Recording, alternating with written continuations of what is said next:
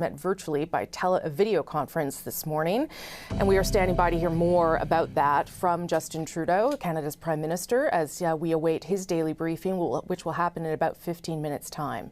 To give you a state of play here in this country, let me bring you up to date on some of the recent numbers. More than 3,400 cases, confirmed cases of COVID-19, at least 36 deaths.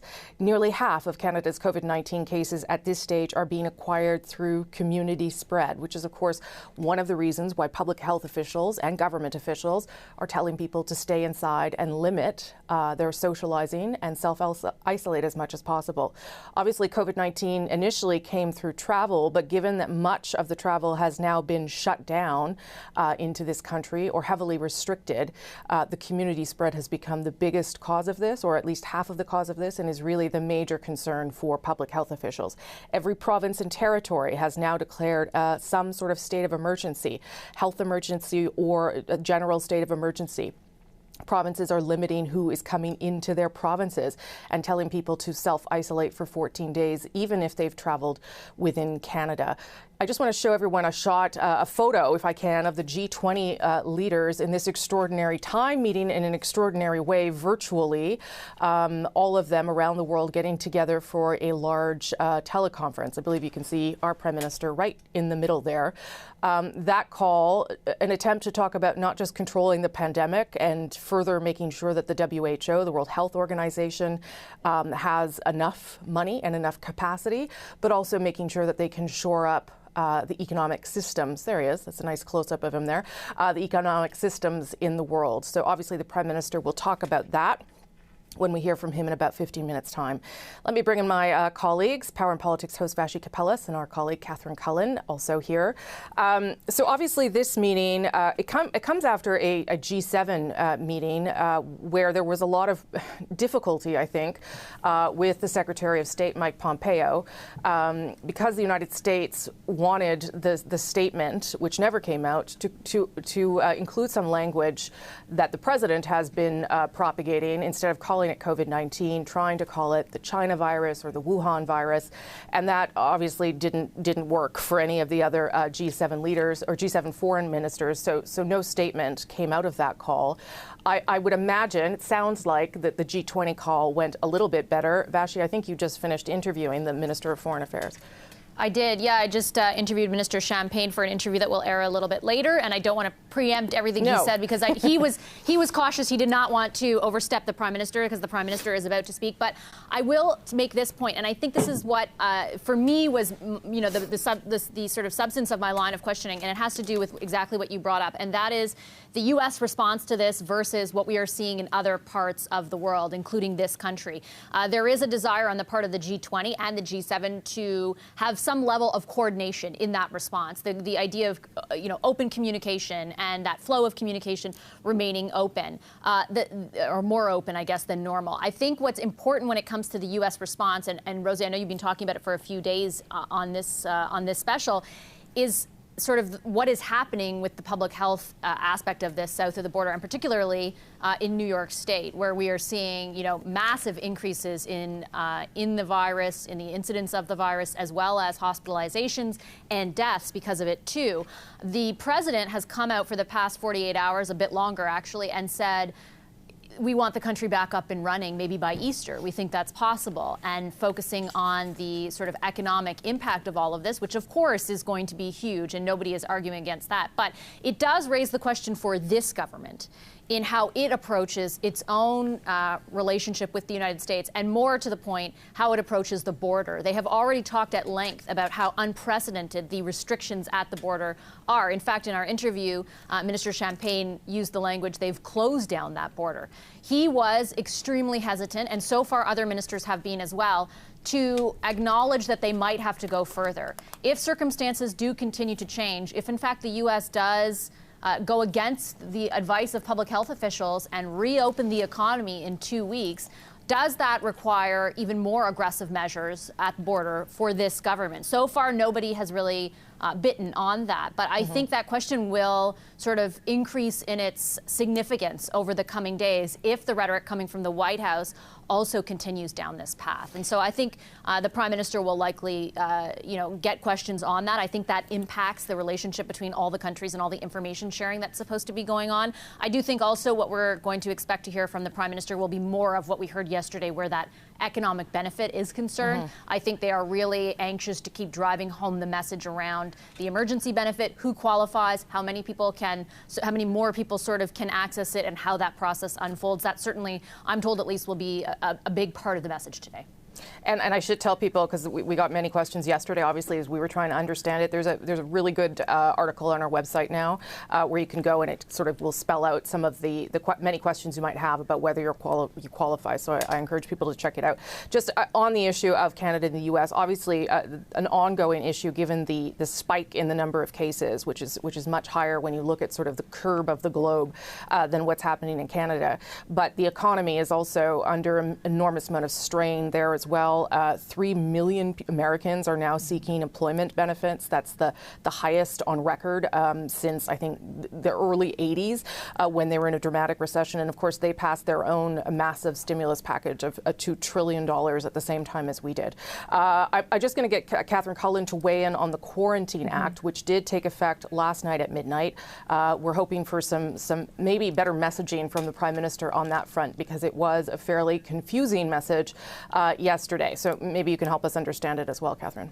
Yeah, certainly another thing that we're getting a lot of questions about, Rosie. You talk about the economic benefit, and we're hearing a lot of questions about that, but also a lot of people asking how they, or particularly their loved ones, might be affected by this move under the Quarantine Act. Some of the questions that were being asked yesterday, we do now have some answers to. For instance, what are the potential penalties if you do not now, it's in place as of midnight, go into this mandatory 14-day quarantine? According to the penalties available under the Quarantine Act, a maximum penalty up to $750,000 or 6 months or 6 months imprisonment. And in fact, it can be worse than that officials pointed out in their communique.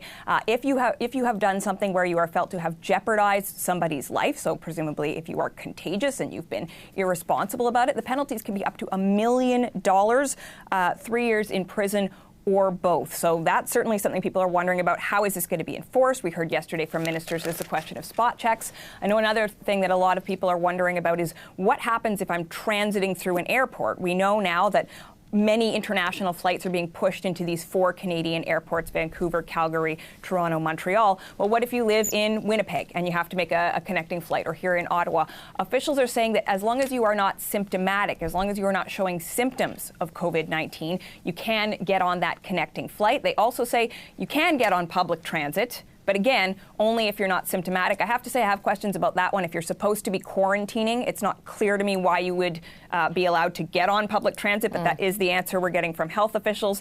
People certainly have a lot of questions. And picking up on something Vashi said that is related to this, I mean, obviously, in many senses, this mandatory quarantine is a response to further tightening the borders. But when it comes to the United States, there's a very real question about what Canada can do. They have to continue or seemingly the flow of trade, right? We know food, medical devices, so many important things come from the United States. Canada is so dependent. So how do you further tighten those regulations if indeed that's what you want to do? I don't think that's clear.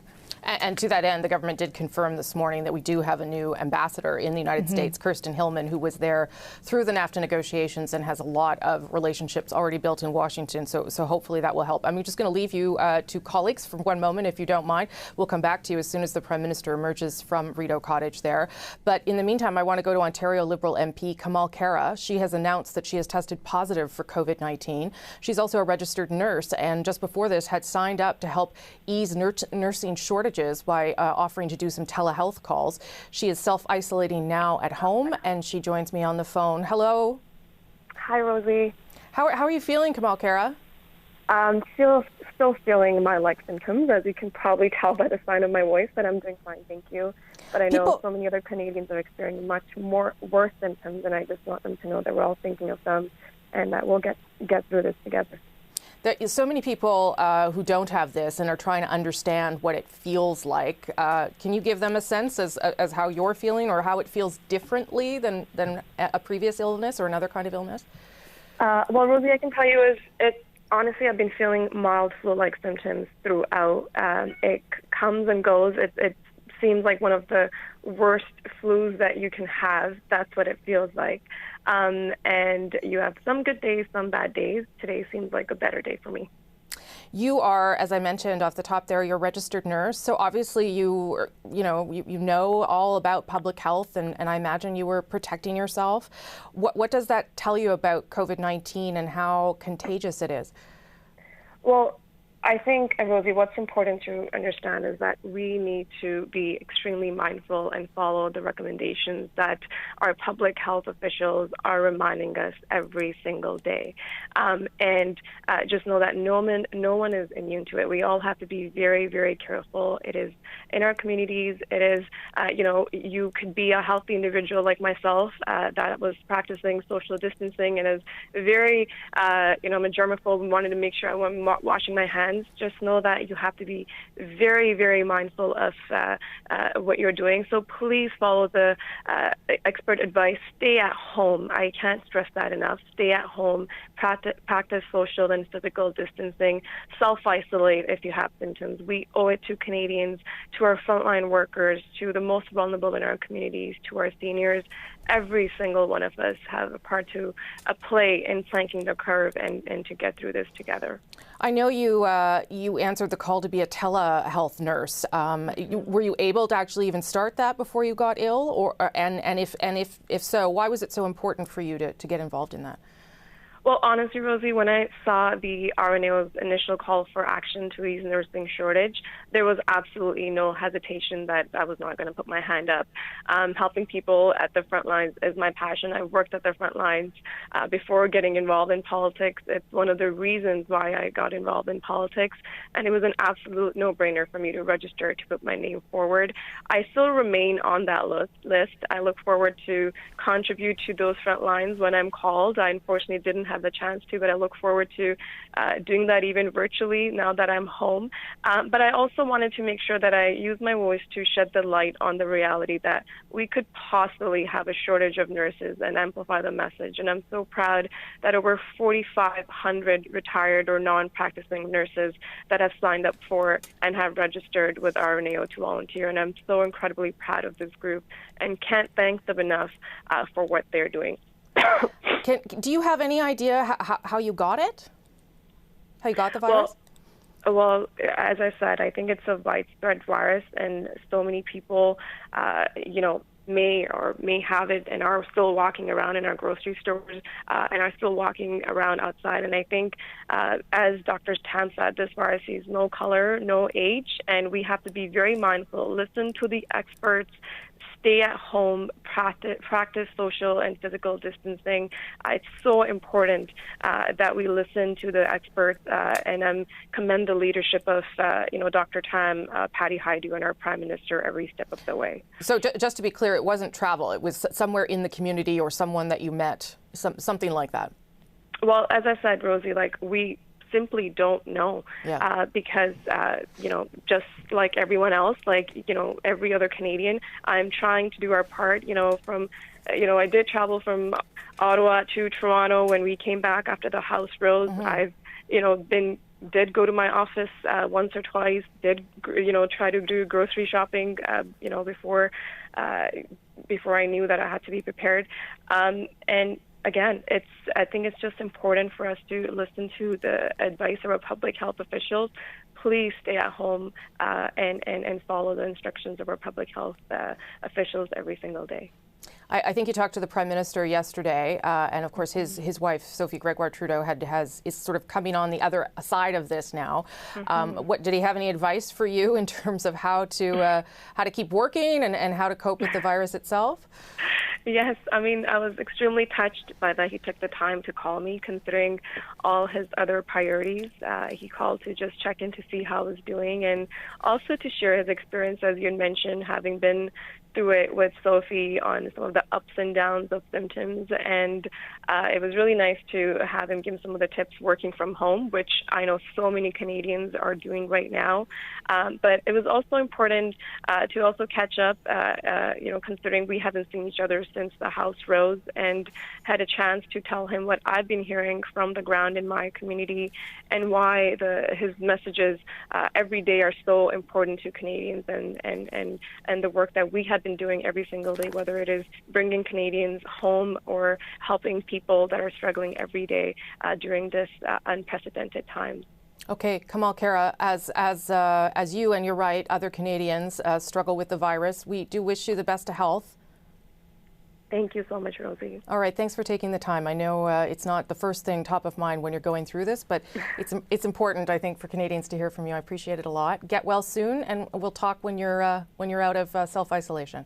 Certainly. Stay safe, my friend. Take care. All right, you too. Thanks. That's Ontario Liberal MP Kamal Khera. As I said, she tested positive for COVID-19. She's, of course, the MP for Brampton West. Okay, as we stand by, we're waiting, of course, for the Prime Minister to come out of Rideau Cottage and give us a part of his daily update on the government's fight against the pandemic. Today, a G20 meeting was held with world leaders where they agreed that this was obviously the top priority around the world. And we're expecting to hear more from him about that. And here is the Prime Minister of Canada. Let's listen in live now. Bonjour tout le monde. Hello everyone.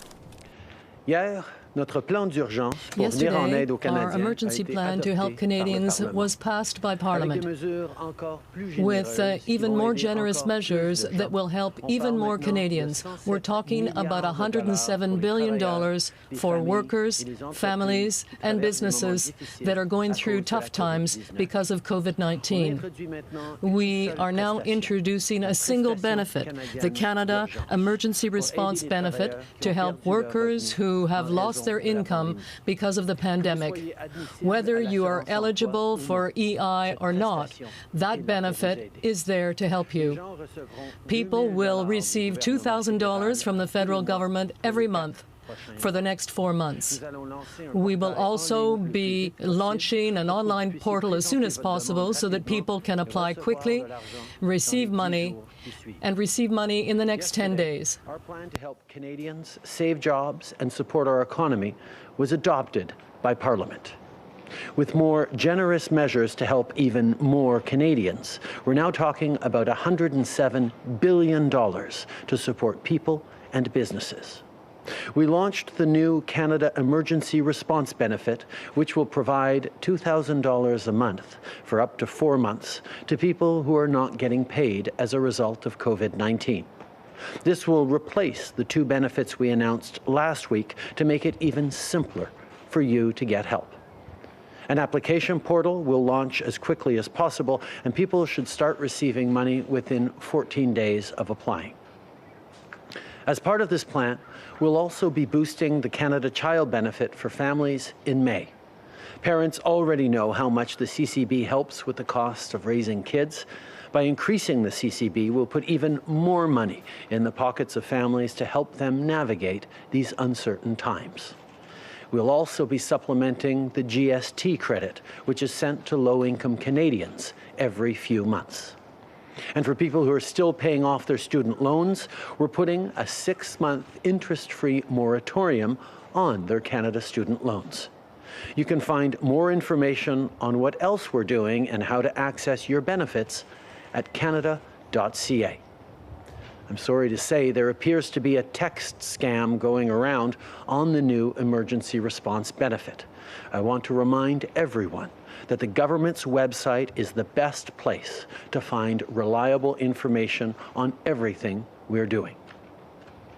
You can consult the site canada.ca to receive more information about what our government is doing to counter COVID-19 and on the way to have access to benefits.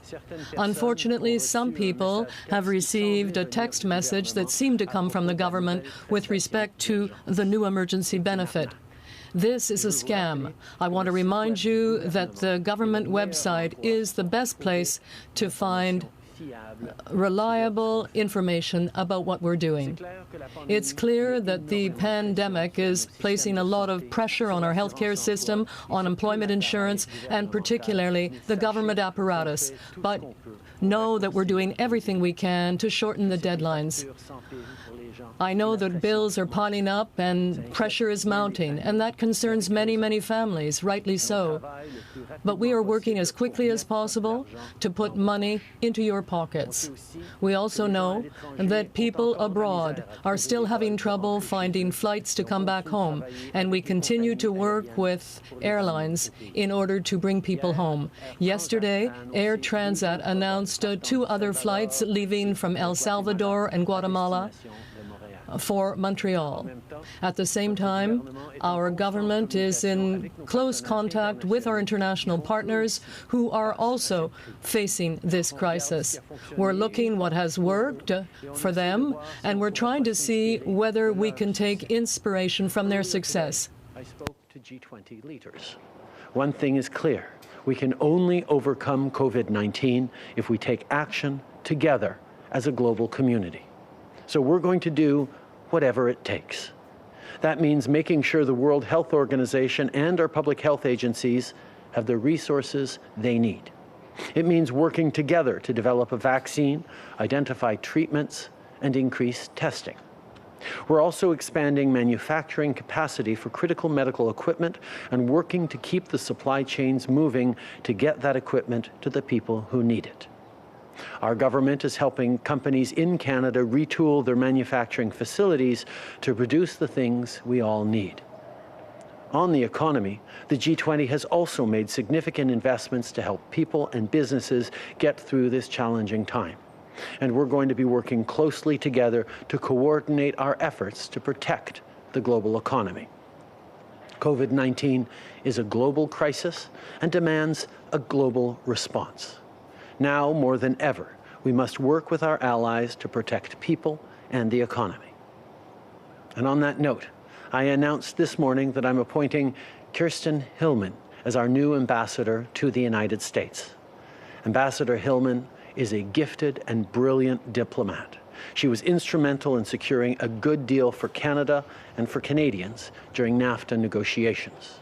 Most recently, Ambassador Hillman played a key role as we worked with our southern neighbors to temporarily close the border while keeping trade flowing. As we fight COVID-19, we must protect the supply chains on which we depend for things like fresh vegetables, medicine, and supplies for our healthcare systems. Our ports, railways, and trucks are vital to bringing in the things we need, and I want to thank all the workers who are keeping our country moving. Every day, our government looks at what we need to do better to help you and keep you safe from this evolving crisis. So in response to the fact that too many travelers are still not self-isolating upon returning to Canada, we're taking greater action. I've been very clear on this. The premiers, Dr. Tam, and public health officials have all been very clear on this. If you've just returned from abroad, you have to go home and stay home for 14 days. But some people have not been taking this seriously. They're stopping by the grocery store on their way home from the airport. They're getting together with friends after being away for March break. This kind of conduct is not just disappointing, it's dangerous. So now, a 14-day quarantine will be mandatory for all Canadians returning home from abroad. We are implementing the Quarantine Act to keep all Canadians safe. If you do not comply with these instructions, you could face serious fines and even prison time. C'est absolument It is absolutely essential that all travelers go into a 14-day quarantine when they come back from travel. This is a message we've been repeating, but some people don't seem to be taking these recommendations seriously. That is not only disappointing, it's dangerous. Therefore, we are making quarantine mandatory by invoking the Quarantine Act. If you refuse to follow the instructions, you may receive a stiff penalty or even be sent to prison. We all have a role to play in order to stop the spread of the virus. What we're asking you is not difficult. Stay home, wash your hands, keep a proper distance from others, and call your friends rather than going to see them. And especially if you're coming back from abroad, under no circumstances can you leave your home for 14 days.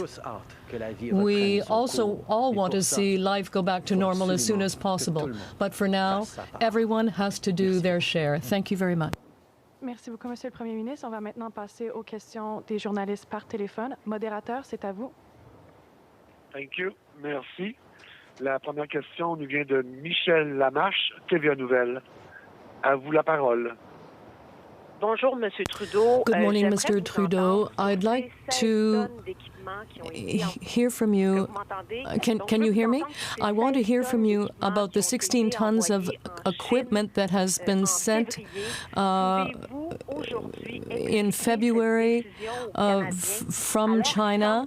Can you explain that decision? Because it seems that in many provinces they are lacking equipment, and this has been sent to China. Well, this is a global crisis, and it requires a global response. So helping others is also a way of helping ourselves. But I can reassure Canadians that first, we have been able to meet the needs of the provinces with respect to protective equipment, and in the coming days we will be receiving millions of additional items in medical equipment in order to meet all the needs that are out there.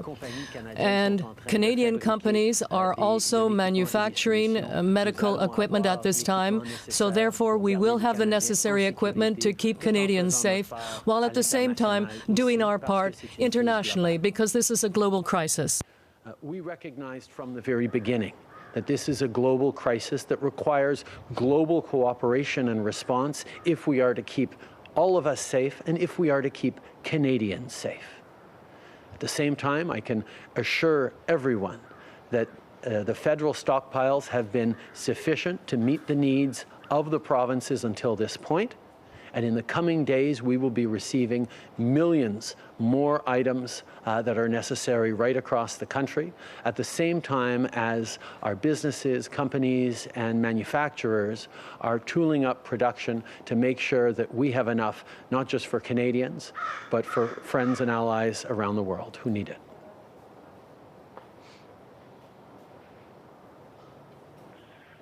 Thank you. Merci.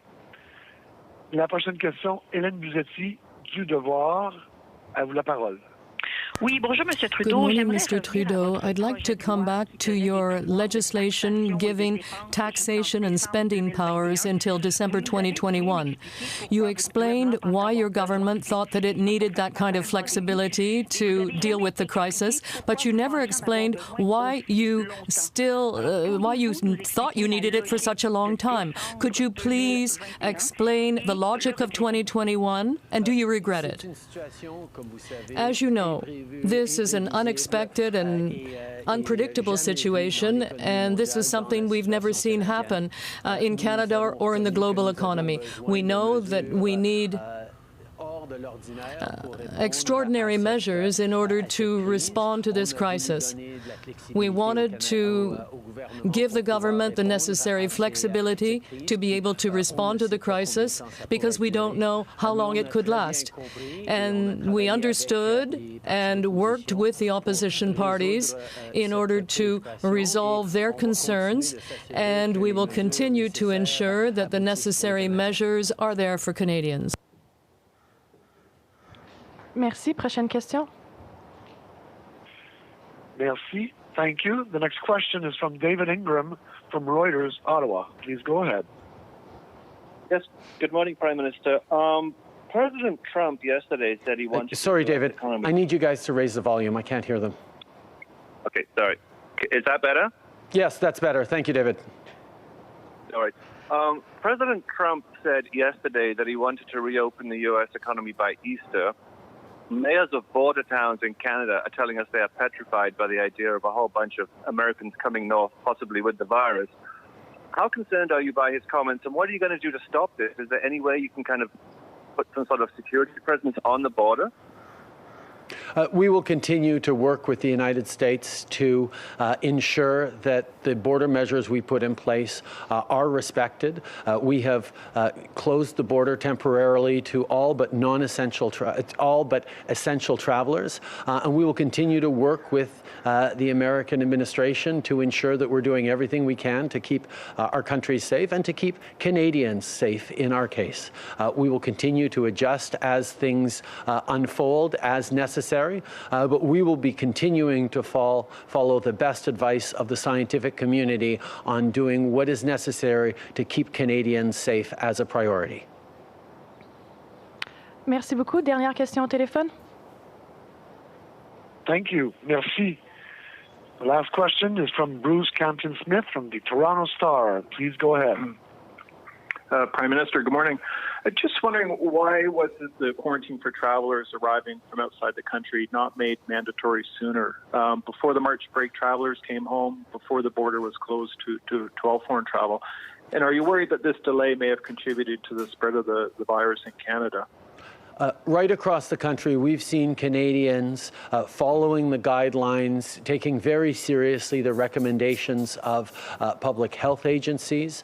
We have seen people staying at home. We have seen people keeping 2 meters distant from each other. We've seen people engaged in hand washing and using hand sanitizer.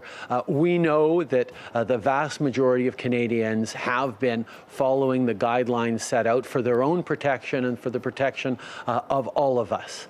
Unfortunately, there are a number of people who have not been following the guidelines that are there for their protection, which is why we've had to take this next step of bringing in the Quarantine Act to ensure that Canadians who do not follow the instructions to self-quarantine for 14 days, self-isolate for 14 days immediately upon re-entering Canada, they will be facing fines and perhaps even jail time. Merci beaucoup. On va maintenant passer aux journalistes ici. Hi, Ashley Burke, CBC News. A week and a half ago, you told Canadians to come home. More than 1 million Canadians have since then. Can you tell me about the decision-making and the rationale behind waiting until now to make it mandatory to undergo a 14-day self-quarantine rather than a week and a half ago? There was a requirement from the very beginning, instructions given to Canadians returning that they needed to self-isolate for 14 days. And many, many, many of them did. Canadians have been following the instructions and the rules and the guidelines set out by public health because they know it's about protecting their own safety, protecting that of their loved ones, and protecting the integrity and the health of people who work in our healthcare system. Unfortunately, there have been too many people who have not, and that's why we have to take this further step of making quarantine mandatory and bringing in enforcement measures as well. And one of the challenges is enforcement with self-mandatory quarantine. Are you asking people to report if they see someone breaking the rules or the law? Public health will be following up in many, many cases to ensure that people are following these rules, and enforcement will happen as enforcement does, as in various ways by our police and enforcement officers. Okay.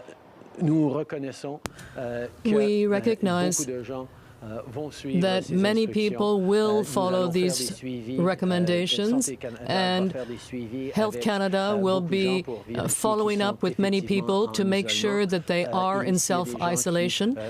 And if people do not comply with the guidelines, and we have seen a number of cases in the news where people have stopped and have been arrested for not following those recommendations. Radio-Canada, you're asking Canadians to make sacrifices to do their part. Why not ask the large credit card companies to give people a grace period? There are people whose credit card is maxed up, they're paying interest. Don't you think it's time for them to give Canadians a grace period? Yes, that is a conversation we are now having with the major banks in Canada. And I can tell you that Minister Morneau has been in regular discussions with the banks. We are encouraging them to take take such measures at this time. At the same time, we're looking at taking measures to allow people to have greater access to credit, credit that would cost much less than what is currently charged on credit cards. I can assure you that the finance minister has had conversations directly with the banks about credit card interest rates. We recognize that they are a significant challenge for many Canadians at this point. That is why we are encouraging them to take action to alleviate the burden for Canadians. At the same time as we are looking on our end at making credit more available and less expensive for Canadians to be able to make it through the next few months. Good morning, Prime Minister. Janet Silver, Global News. Global News has learned that the Trump administration wants to have U.S. military troops stationed within 30 kilometers of the Canadian-U.S. border to cut back over fears with regards to COVID-19 and illegal border crossings. I want to know if you think this is necessary, and if you or any of your colleagues in your government had any discussions with the Trump administration about this. Canada and the United States have the longest unmilitarized border in the world, and it is very much in both of our interests for it to remain that way. We have been in discussions with the United States on this. Canada and the United States have the longest unmilitarized border in the world, and it is in our interests, the interests of both countries, to keep it that way. We are in discussion with the United States on that very issue. Hi, Prime Minister. Molly Thomas, CTV National News. Can you give us a little bit more clarity on that? I mean, what does it mean to have discussions on this, and what does this mean for Canada? We have highlighted that the fact that the Canada-U.S. border is the longest unmilitarized border in the world is something that has benefited our two countries and our both economies tremendously, and we feel that it needs to remain that way. I want to ask about, there's more than 30,000 cases alone in New York. That's a state that borders parts of Ontario and Quebec. Would we ever ban essential goods or people coming in specifically from that hotspot? I think we will always take measures that are necessary to protect Canadians, as we've demonstrated. At the same time, we understand that part of protecting Canadians is ensuring a good supply of food, of medical supplies, of necessary equipment across our border. We will continue to look for ways to make sure we're keeping Canadians safe while providing us with the things we need. Marika Walsh with the Globe and Mail. Prime Minister, on your call with the G20 leaders today, was there any discussion or a decision made on the call from the UN for $2 billion in aid for developing countries to fight the coronavirus, including help with testing kits in Africa and other gear needed? We talked about a number of things. We talked about the need for a coordinated global response. That is something that the G20 is particularly well suited to move forward on. We need to make sure that we're continuing to exchange information and align in the actions we take. We talked about the need to flatten the global curve of this pandemic, which means beyond just individual countries doing what's necessary for themselves, we need to work together to have an impact that goes beyond our borders. We talked about the need for global economic support for citizens, for businesses. The G20 represents 85% of the global GDP. We know that we have the capacity to stave off and to positively impact the economy at this time of significant stress. And so we pledged to work together. And we also talked about the need to help vulnerable countries that don't have either the science or the health systems to be able to keep their populations safe, including through investments through global organizations like the UN or the WHO or the World Bank. We also specifically talked about the challenges facing Africa and how we will be there to support Africa as they face this pandemic as well. So does that mean that, the question was, is Canada and other countries actually sending money? And additionally, Saudi Arabia is the chair of the G20. Did the price war over oil prices come up, and what's happening there? We, as I spoke about yesterday, we will be participating in international efforts to fight this virus. We know that support for vulnerable countries who are struggling with the ability to combat this virus is not just about being altruistic, it's about protecting Canadians as well. This virus will possibly face resurgences even once we've handled it in Canada and in many countries. Our ability to minimize those resurgences will be linked to our ability to help and work with countries in more dire situations. We recognize that participating in global aid to combat COVID-19 is not just a question of altruism.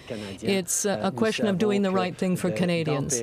We know that preventing any resurgence of the virus in several months, once we've controlled it in Canada, will require concrete action in vulnerable countries right now. And that's why we want to participate in the UN's efforts to help those countries in distress. Merci tout le monde. Bonne journée. Okay, and that is the Prime Minister of Canada giving us his daily update from his home, Rideau Cottage, here in the nation's capital. His self-isolation is actually officially over, but we don't really know whether he will be working from home or coming into the office from time to time or what the next steps are, but that's what we have been told. So a few bits of news there from the Prime Minister. The main message really reiterating the benefit that is now going to be available to Canadians, the emergency benefit. And that portal will soon be open to many of you who have been affected by the pandemic. But also little bits of news, too, that we want to probably get to with my colleagues, Vashi Kapelas and Catherine Cullen. Vashi, I'm going to start with you, and I'm going to start sort of closer to the end. There's been a global news report that the United States is contemplating sending troops to its northern border, so between Canada and the U.S., and it sounded to me like the Prime Minister has had those conversations.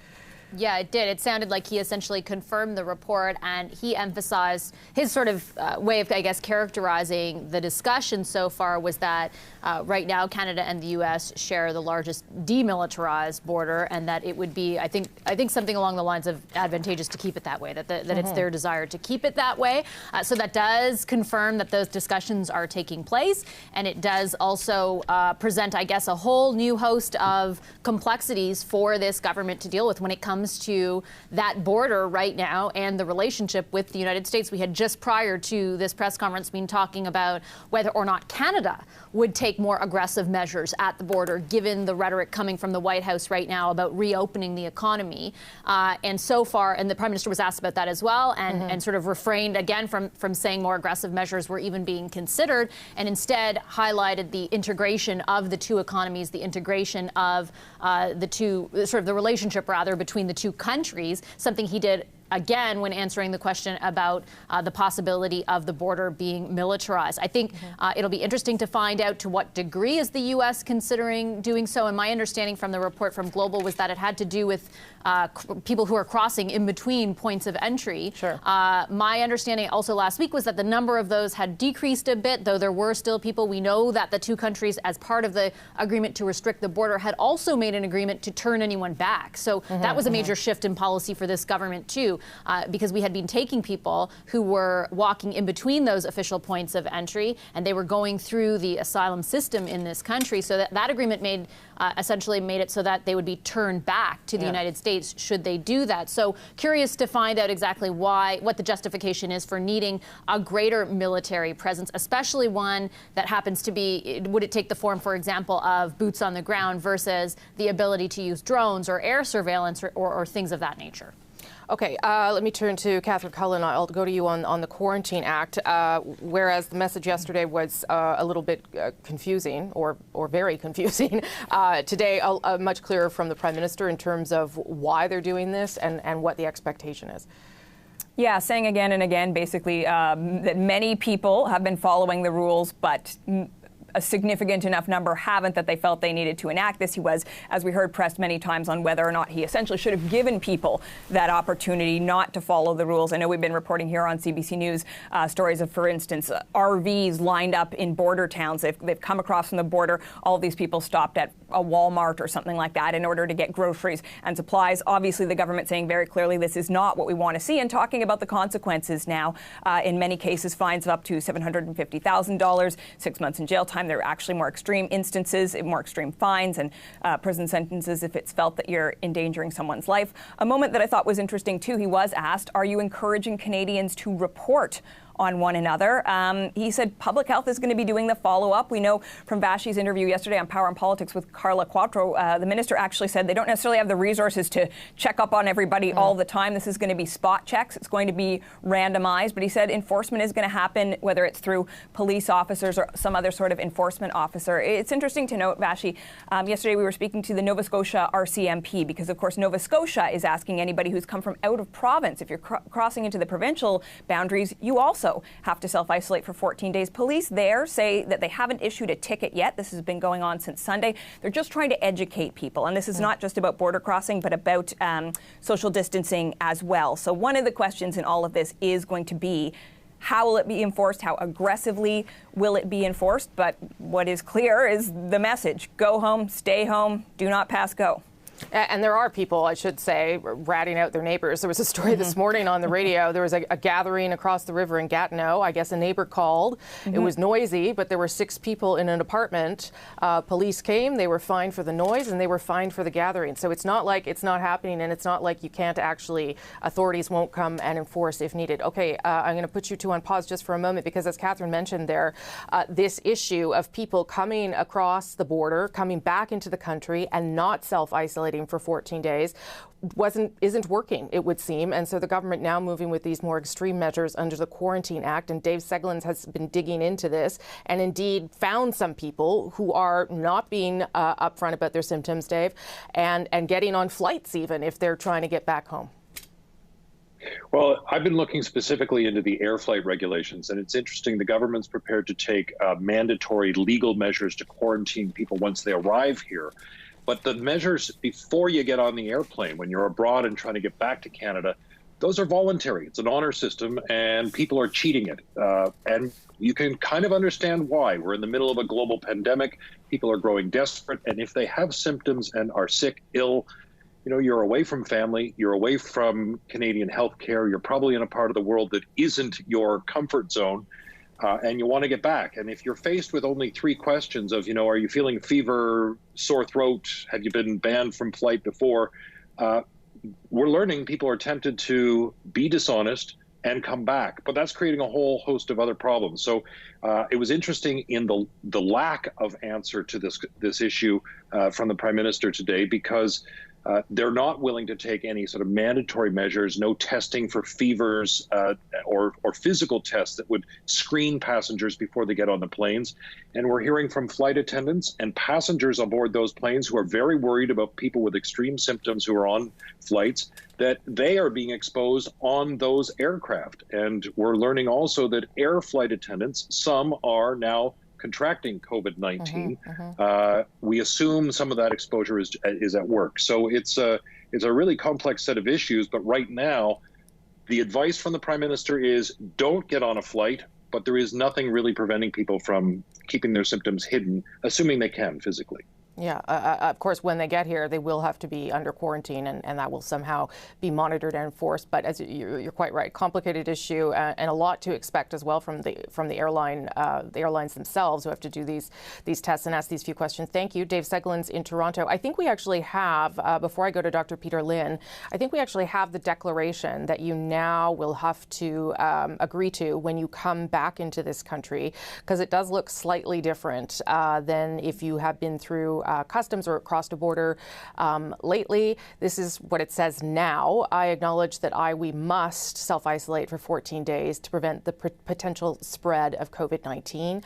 So you acknowledge that. And obviously they're taking your information down. So if there are going to be spot checks by public health officials, even just calls to see where you are, that is the beginning of that enforcement. Let me bring in Dr. Peter Lynn in Toronto. He's, of course, a regular CBC News medical contributor as we wait for the cabinet ministers and public health officials to come forward. Dr. Lynn, obviously there is concern based on what Dave Seglins has been reported, based on some of these other stories we're hearing about snowbirds, for instance, coming back across the border and sort of going about their errands before they go home. Do you think that the threat of serious fines is going to change anything? Hopefully it will when people hear this, but more importantly, their family and friends will be telling them, don't go over here, don't go over there, we'll take care of things. In other words, we're hoping that we don't need to use the police force and the RCMP and those kinds of things. We could use social pressure. In other words, your family, friends will do that. Another thing is when I was looking at the flights, you know, all the Asia flights, everybody's got a mask on, and the stewardess actually have a mask on already. So here's a situation where we kept saying the masks are not good, not good. But perhaps now, for these flights that we're repatriating, maybe we distribute masks in this particular situation, not for normal flights and things like that, but in this particular case, perhaps a mask will make people feel better and therefore less likely to transmit. Because we know that in the early stages of the disease, I would lie too. If I'm trying to come back home and I'm got a seat on a plane, I'm going to say I feel great. You know, I'm going to get on that flight. But perhaps if we just slap on masks on everybody, I'm not going to breathe on the next person, because we realize now in the early stages, you don't have to be coughing or sneezing. You could just be breathing out the viruses. You have enough in your body. So at least if we put on masks on these flights coming back, we could decrease it, tell everybody to get home 6 feet apart, no gathering. And that's why there's no gathering, because you can't tell a sick person anymore. Because we used to think it's sneezing and coughing, but now we just have normal people breathing out. And if you're close to them, that's how you'll pick up the virus. So perhaps now masks on planes coming back might be another step that we could put in place. And perhaps we should put it in now as opposed to a week from now, where we say, oh, it's a good idea to distribute masks again, right? So we're always playing a little bit of catch up, but it's very difficult because you don't want to, you know, scare people. You don't want to have to put in all these rules. But maybe we should put in those rules now before things get worse. Sure. Asking someone to wear a mask is not a very heavy lift or big requirement if you want to get on a plane. Dr. Lynn, I'm going to leave it there for today. Thank you, as always. Great to have you there. As we wait for cabinet ministers and public health officials to join us for their noon briefing, let me just give you some more information around what we were discussing there with Catherine and Vashi and what the Prime Minister was asked about. We can confirm that indeed Canada is aware that the United States is considering moving about 1,000 troops to the border. They'd be stationed about 25 kilometers from the border, and they would use general kind of sensors to look out for irregular border crossers, which, as Vashi said, is a little bit curious because the irregular border crossers are now sent back to the U.S., and there was a day last week when the highest number of regular border crossers was 17. So we're not talking about an enormous number of people, sort of unclear why you would need to patrol the border for such a low number, but we'll try and get more answers to that at this upcoming press conference. Before we do that, though, I want to go back to a Canadian who we had on at some point over the last number of days. I'm not sure what day it was. A Canadian stuck in Peru who still wants to come home. We've been speaking pretty regularly with Greg Bestavros. He's stuck in a hostel in Cusco, Peru. Greg, good to see you again. So I know things have actually gotten worse for you. Tell me what the situation is now. So today is day 11 of our, time spent on lockdown here at the hotel.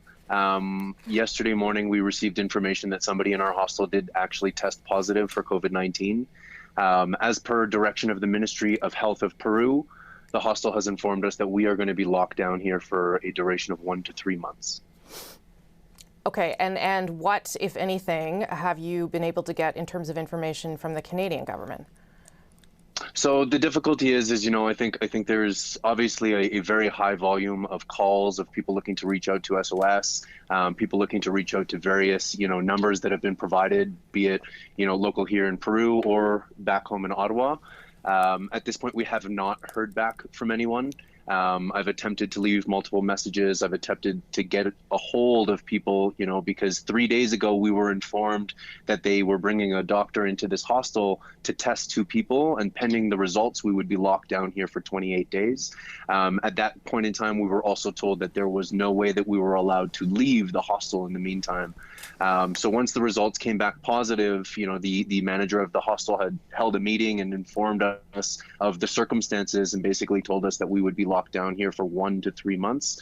I've preemptively tried to get this information out to our government to see what kind of intervention could have happened prior to something like this happening. And my fiance and myself, we've taken the precaution to quarantine ourselves in our room for the last 5 or 6 days, worrying that something like this would happen. And I wish that action had come swifter, because now we're in a situation where I don't know if we're going to be able to make it home. There are a couple of flights, there's been one flight out of Lima, Peru, but I know that the government's working on flights from Cusco. I don't know if you've had those updates, if you respond to that. I checked on Twitter this morning. I've been up every morning around 5:30 to 6 a.m. to try to see if there's any information that's been made available. This morning, the Canada in Peru Twitter page did inform, the masses that they are going to have a flight from Cusco to Lima tomorrow. Yesterday they had filled up tickets for a flight directly from Lima that will be leaving, I believe, later on this afternoon. My fear is that, we are locked down in this hotel now, and we don't believe that we're going to be able to even take advantage of the chance of getting on that flight from Cusco to Lima because of the fact that this hostel has now been placed in a military quarantine. So if you left, what would happen? Or if you tried to leave, what would happen? We've been told that if we do not cooperate with the quarantine, we will go to jail for 5 to 10 years here in Peru. Can I ask you, I know you went down for a wedding. I know Peru wasn't on the list of countries at the time, but I also know that the world was starting to see this pandemic spread. Do you now regret going there and taking this, I guess it was a bit of a gamble, right? Do you regret that? Yeah, I mean, hindsight is always 20/20, and I think I look back upon some of the decisions that we've made over the course of the past little while, and absolutely, would we have done things differently? I would 100% say so. We went based on the advice of our government when we checked the travel advisory before we left, which told us that there was no need to worry. Peru was a safe place. I think at the time that we had arrived, there was something like 4 cases here in Peru, and it didn't seem like the situation that we're currently stuck in. I don't think that anybody could have predicted the borders closing in a threshold of 24 hours. I don't think anybody could have predicted, the very quick reaction that the Peruvian government had put in place to not only, limit travel for leisure and domestic travel, but also to allow for foreign citizens to be able to get home. So yes, absolutely. Would we do things differently? Absolutely. But at this point, we're left in this situation. We've been in this hostel now for 11 days, waiting for a level of intervention from the government. And we've checked emails, we've filled out forms, we've waited for something to happen. And, our worst fear has seemed to come to light now. So, I'll hope that government officials are watching you and listening, but they've also made it clear that not everybody's going to get home. So if you're not going to get home, are you prepared? How are you going to stay there for a month or more? I mean, at this point, it doesn't seem like we have very much of a choice. I've seen the toll that this situation has taken on, our mental health. I've seen the anxiety attacks that have happened with my fiance, and I'm genuinely worried for, our mental health. And now knowing that there's positive cases in this place that we're staying, I'm worried for my physical health. And I've done everything that I can do to mitigate any risk. We've only left our room to use the washroom or to grab food and to come back. There's been no social interaction. This has not been a vacation. This is us sitting on our phones for 12 to 15 hours a day, waiting for some response, waiting for some action. The Canadian government told us to stay put, abide by local law enforcement. You can't go out onto the street so much as to grab something from the supermarket without having a police officer or somebody from the military stop you. You can imagine what that looks like when you are looking to potentially change, the lodging that you're staying at, there has not been the option for us to be able to check out and to leave unless we were leaving to go home. Okay, Greg Bestaveros, thanks again for talking to us. I know, I'm sure people were listening, people in government as well. And listen, I wish you the best, and at very least, good health as this goes on. Please keep us posted as to what's happening. Thank you. Okay, thanks, Greg. All right, as we stand by now to bring you the noon update, the regular noon update from cabinet ministers and public health officials, let me bring you up to date on the latest numbers out of Ontario today. Now up to 858 cases, so that's up 170 cases, which is actually the largest single day increase in this province so far. Of course, Quebec still has the highest number of cases across the country, and we'll get new numbers from them shortly. And that is our daily coverage of the Prime Minister's COVID-19 pandemic update. We are going to sign off from CBC Television. You can continue watching, though, on CBC News Network and CBC.ca. I'm Rosemary Barton here in Ottawa. Thank you for watching.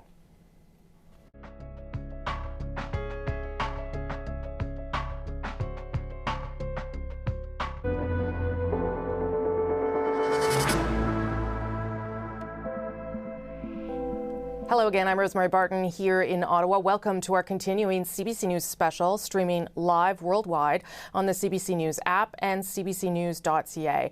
We are here for you with the latest COVID-19 coverage as it unfolds today. Let me get you up to speed on where we're at so far. G20 leaders have already met on a video call to make a pledge today to do, quote, whatever it takes to slow the spread of the pandemic and to tackle the global economic fallout. The Prime Minister has just addressed Canadians after that video conference meeting with world leaders, and that's where we will begin this hour, but also with some news that Global News first reported, but we can also now confirm conversations happening between Canada and the United States after the U.S. indicating it has some desire to put a limited number of American troops within range of the Canadian border to try and make sure that there is not further irregular border crossings between Canada and the U.S., even though there has been restrictions and changes on that policy brought forward. Let's bring in Vashi Kapelis, the host of CBC's Power and Politics, and also CBC's Catherine Cullen in our Parliamentary Bureau. I'm just going to start there. I realize it's not happening. I'm not, trying to be alarmist, but it's obviously an ongoing conversation that the Prime Minister and the government is having with the United States. And I would imagine, even symbolically, Vashi, this is not something that Canada in particular would want to see happen, but we have a little bit more details on that. Yeah, we do have a bit more detail on that. The Prime Minister was asked very directly, as you mentioned, Rosie, about whether or not those discussions are taking place. And he confirmed that, yes, the discussions are taking place. While you were interviewing our friend in Peru just a few minutes ago, I was trying to call and find out, okay, when did those discussions start? Because if in fact the United States is hoping to do this or wants to do this to address the issue of people who have been crossing in between official points of entry, which at various times in this country has been a huge political issue as well.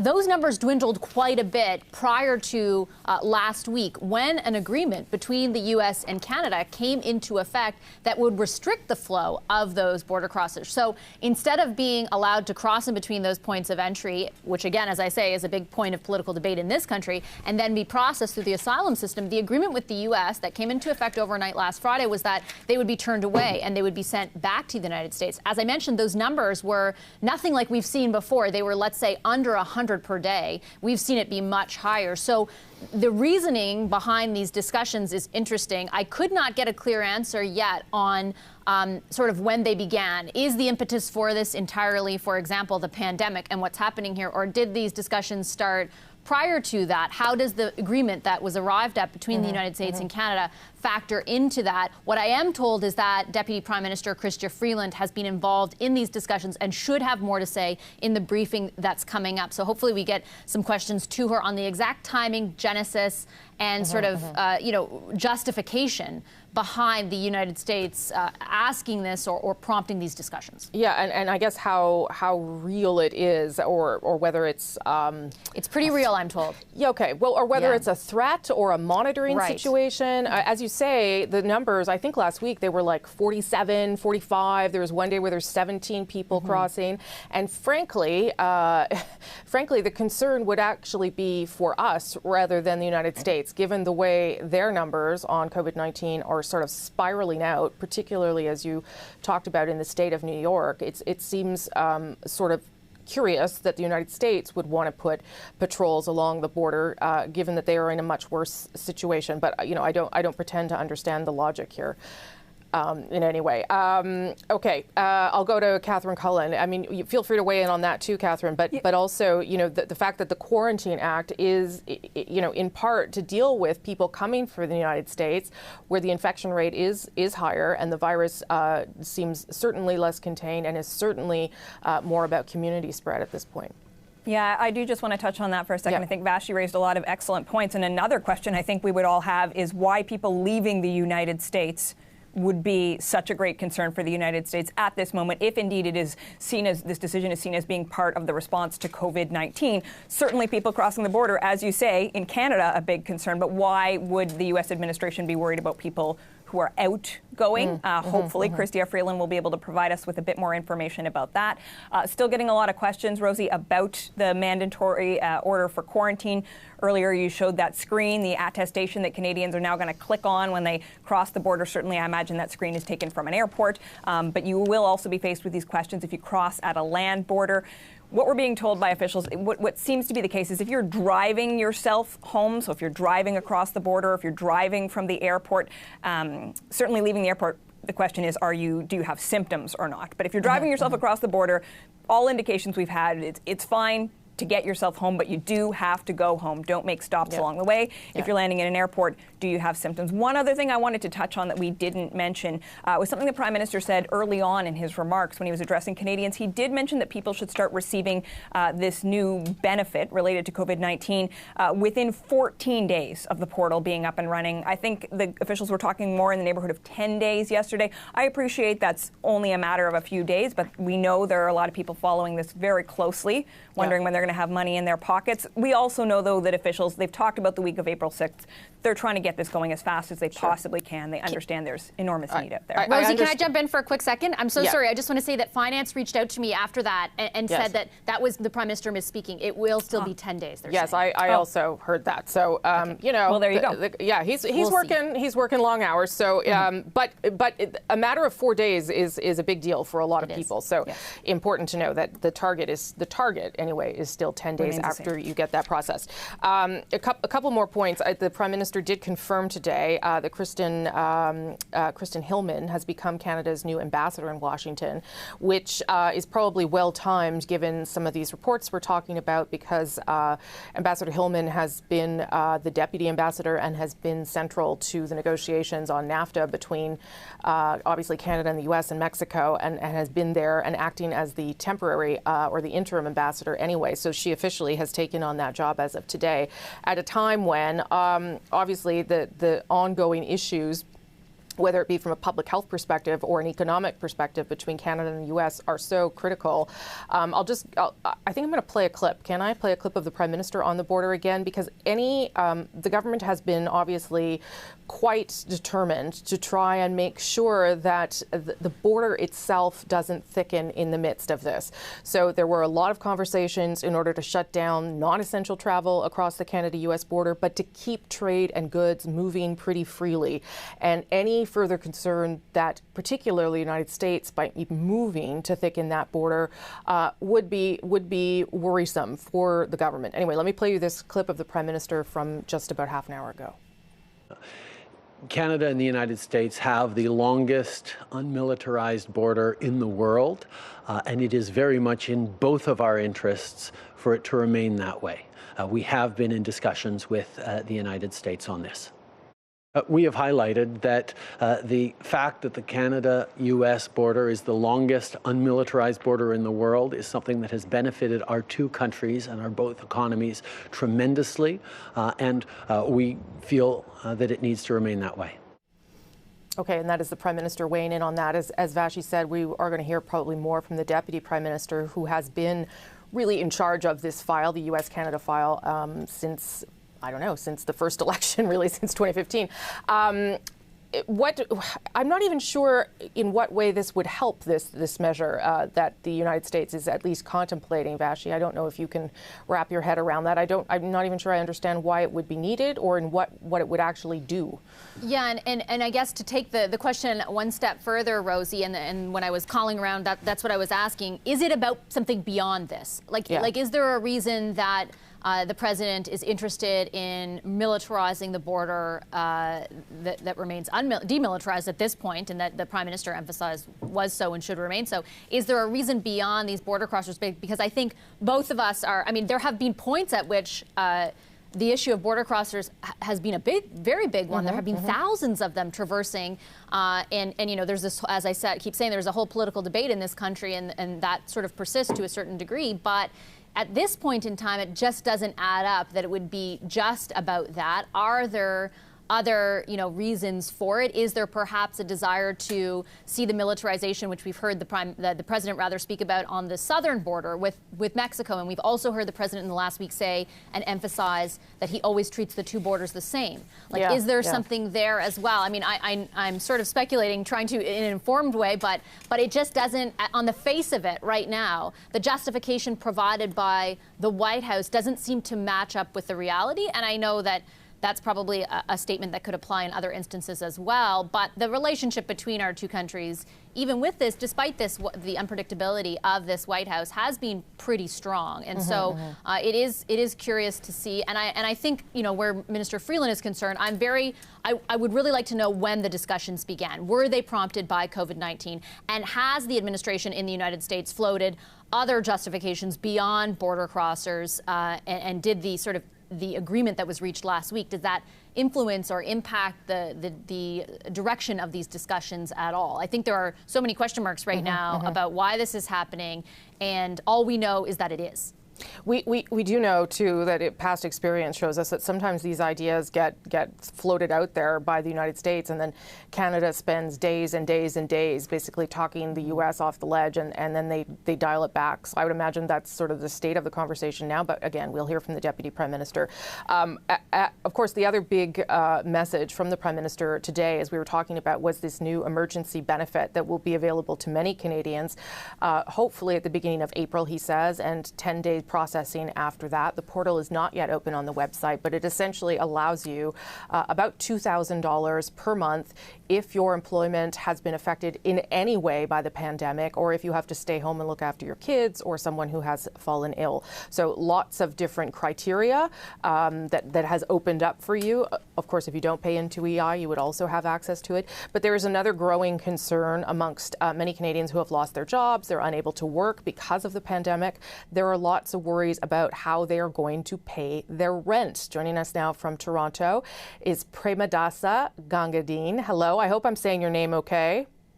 Yeah, you are. Thank you. Awesome. You're a renter in the city, and you recently lost one of your jobs. Tell me some more. Well, actually, 3 jobs. One of the jobs I used to be an usher over at Massey Hall, and I was laid off due to their renovations. And now with this whole situation going on, who knows when construction's coming back, when that's coming back. So I don't know if that job is still available for me. My main thing, though, is I work as a yoga instructor, meditation instructor. And right now, with all the self-isolation, our business, that whole industry is now an online business. So it's a lot of changes for everybody, and it's quite challenging, actually, to work with. And then my third job is in retail, and right now we're just sent home. So I'm not working at all right now. You're normally a pretty busy guy, it sounds like. So yes, I imagine. So the rent payment is coming up. I don't know if you pay first of the month. If you want to give me a sense of what you pay and whether you're actually going to be able to do it this month. Well, I know for sure I'm not going to be able to do it this month because I've been basically making sure the gas tanks on our cars have been filled, getting some groceries together, keeping the house organized, and just basically trying to hold things down. So fortunately, the landlord reached out to us yesterday to find out if everything's okay and, if there's a chance that we would be able to make payment, and if not, what sort of adjustments we can make. So we're sort of looking at that, waiting to actually find out what the Prime Minister had to say about all the various allowances and things available to the Canadians. So this emergency benefit, I mean, it sounds to me like you probably could make a case for it, getting access to it. So if you got money, say, a couple weeks into April, and it's $2,000 a month, how would that be enough? Would it help you? I think, yes. First of all, it would certainly help with, the rent and, other bills that are coming through. But then again, we're going back to that scenario where we're just sort of living, check to checks, and without any sense of going back to work, we're basically reliant on how this plays out. So I'm very thankful for it. I think it's a great step in the right direction. And I do consider myself quite fortunate, but I do think of the less fortunate people, whether Sure. it's people who don't have a home or whatever the case may be. There's so many different variables at play here. So, I mean, we're all just really trying to get through it as best we can. In British Columbia yesterday, the Premier announced a freeze on rent, a freeze on any evictions, but he also said the provincial government there would give renters up to $500 for a monthly supplement. That hasn't happened in Ontario yet. What do you think of that idea? Again, I think that's a step in the right direction. Before this even happened, there was a major housing... I imagine that makes it all a little... Well, as a weird twist of fate, it's been great because, as you rightly stated, I've kept a pretty busy lifestyle. So these past couple of weeks have been great because I've had lots of time to spend with them. Give some time for my partner, Lisa, to sort of relax and focus on things that she needs to do as opposed to being a 24/7 mom like all the time, and I'm coming home and I'm tired. So it's great to have that time to spend with him. So I am really looking at the silver lining in all of this, and hopefully, we all get through this in the best way possible. That's a good attitude. So let me just leave on this. How stressed out or worried are you about money and paying all your bills and your rent at this stage? Well, that's a great question. And you know what? I will say again, I'm lucky. I have a practice based in yoga and meditation. So my whole thing is learning how to deal with stress. But that being said, it's on my mind a lot. I'm up till the wee hours in the morning trying to figure out how are we going to make this work and what's going to happen to our family and are we safe? Going to the grocery store is like a major operation now, coming back and having to sanitize your food and everything. So, and with a toddler running around, anything, you have to be extra careful, because you don't want to transmit anything to this little boy, who's so innocent and happy all the time. So. Well, Prabhadasa, I have to say, I wish I had your meditative skills at a time like this, because I do think that gives you a little bit of an advantage over the rest of us. But you seem to, yeah, go ahead. Sorry. I was just going to say, to your point, I mean, there's a lot of yoga instructors, a lot of yoga studios, and a lot of artists in this country that have been really supporting the community through online. So what I would like to suggest is visit your local studio online, connect with your local teachers, and check in with them. Maybe organize a class with them. We're ready to help. We want to help. We're just trying to figure out how we can help, because yoga and meditation is free for everybody. Let's use this as an opportunity to discover what that can do for us. Well, I'm glad you're taking everything in stride, and I hope you get what you need. And if you're not getting the right information, let us know, and we'll make sure we get it to you. I really appreciate that. Thank you so much for the support. Yeah, us too. Okay, take care, stay healthy. Namaste.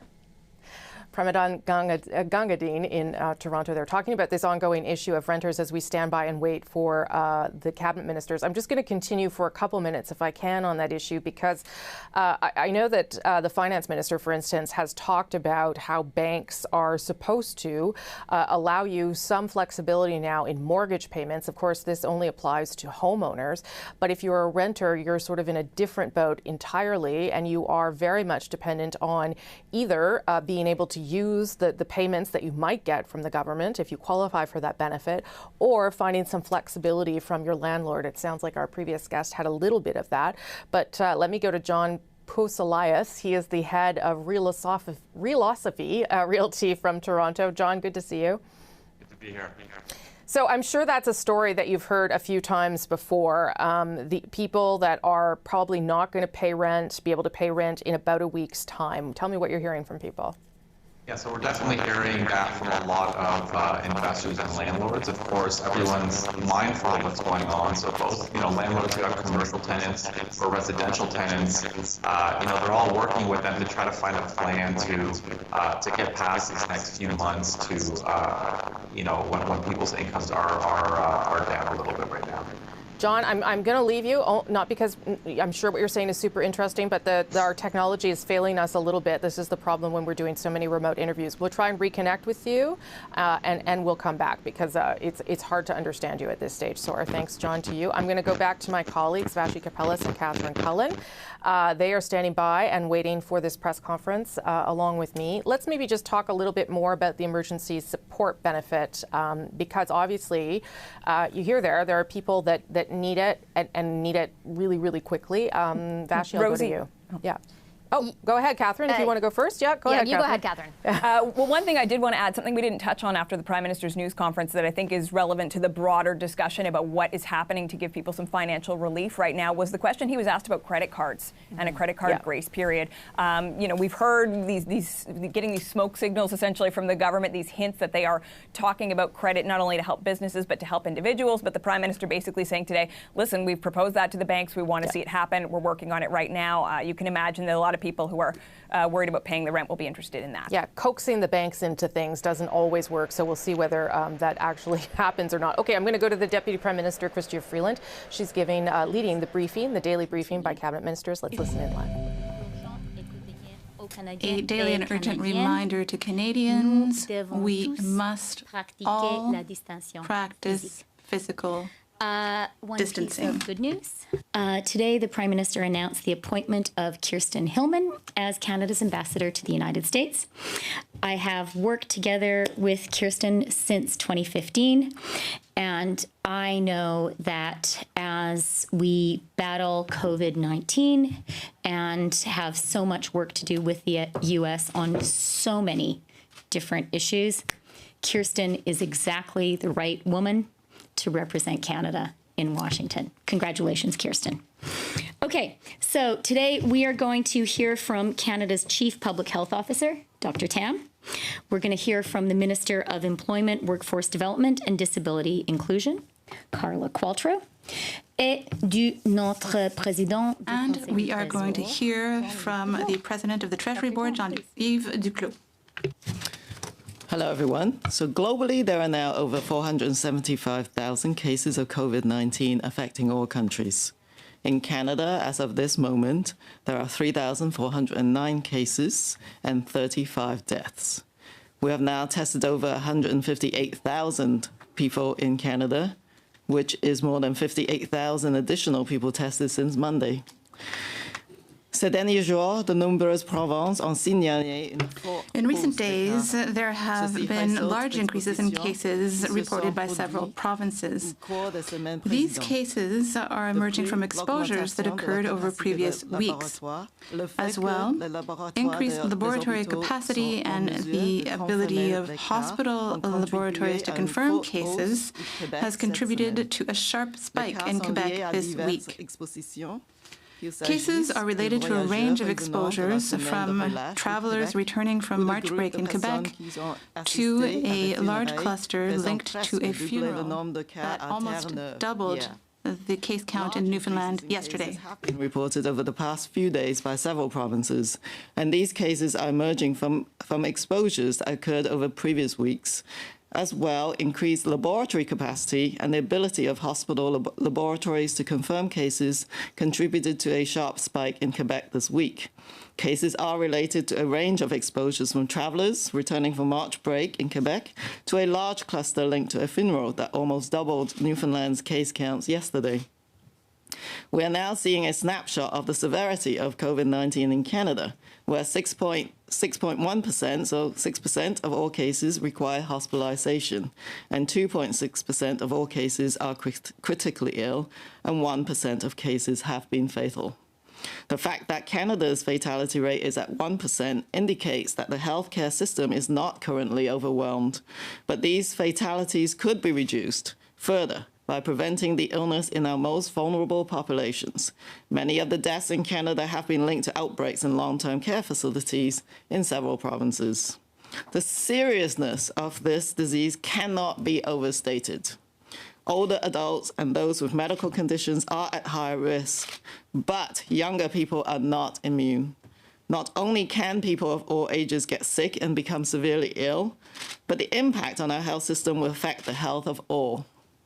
People of all ages must heed the repeated advice of public health.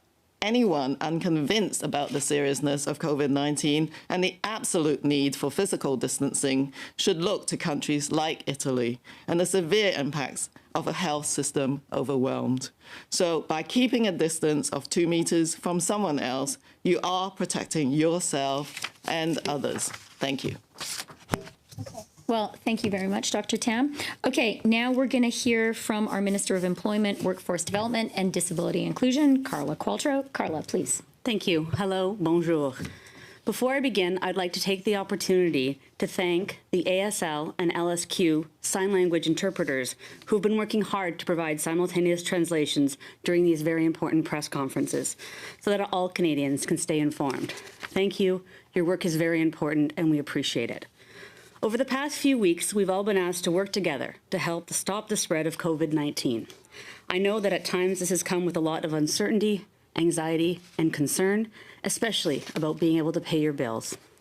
The legislation adopted yesterday is a first step to help relieve some of the stress by implementing special measures to support Canadians who are struggling because of the COVID-19 pandemic. To provide urgent help, we've introduced the Emergency Response Benefit. From the very beginning, we wanted to help all workers, whether or not they were eligible for EI. We took the immediate action within the EI system by waiving the 1-week period for EI sickness benefits.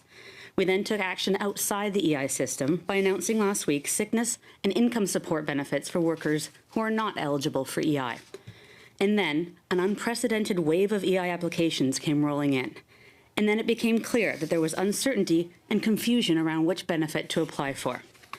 At that point, it became obvious that we had to simplify the existing benefits by merging them into a single temporary emergency benefit for everyone. The reality is that our EI system was not designed to address a global pandemic situation. It doesn't help all workers, and it doesn't contemplate the myriad of situations that workers are facing during this public health crisis with its significant economic impacts. It's clear that we need an immediate emergency benefit outside of existing government program parameters to respond to this emergency situation. That's what the Canada Emergency Response Benefit is. Retroactive to March 15th, Canadian workers will have access to the CERB to a maximum of 16 weeks if their income loss is related to COVID-19. It's a streamlined benefit with a straightforward eligibility criteria. The portal for accessing the Canada Emergency Response Benefit will be available in early April, and until then, EI-eligible Canadians who have lost their jobs can continue to apply for EI online and will be automatically enrolled in the CERB. This automatic enrollment also includes all Canadians who have already applied for EI or EI sickness benefits since March 15th. We're truly doing everything in our power to help Canadians and protect them against this virus and its economic impacts. We'll continue to work together to find ways to support Canadian workers and their families. Merci. Thank you. Okay, thank you very much, Carla. And now I give the floor to the President of the Treasury Board and the Vice Chair of the Cabinet Committee on COVID-19, Jean-Yves. Thank you, Christia. The main message today is information and support.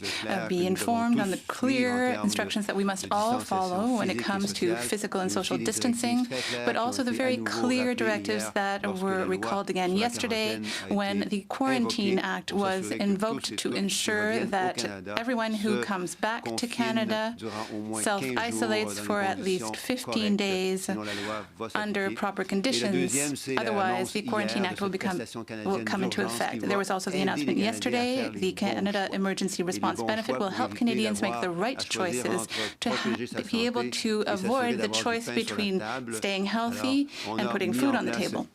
So we have created the Canada Emergency Response Benefit. It is more simple, it'll be quicker, it's more inclusive as well because it includes all workers and all conditions under which income loss takes place in the context of COVID-19. It is generous, it is $2,000 a month for the next 4 months, and that's because we want to avoid having a break in the employment link between employers and employees. We want to ensure that when the economy comes back online, people will be able to pay their workers quickly.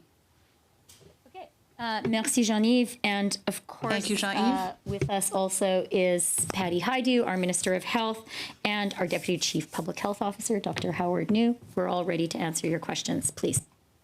Okay. Alors, comme convenu, on prend 3 questions. So we are going to take 3 questions on the phone. We'll get back to the room. Operator. Thank you. Merci. Please press star 1 at this time if you have a question. S'il vous plaît, appuyez sur étoile 1 maintenant pour poser une question.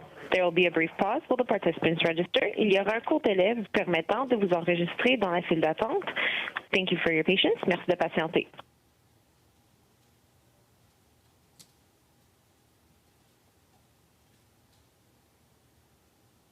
Our first question, notre première question, is from Mia Rabson of the Canadian Press.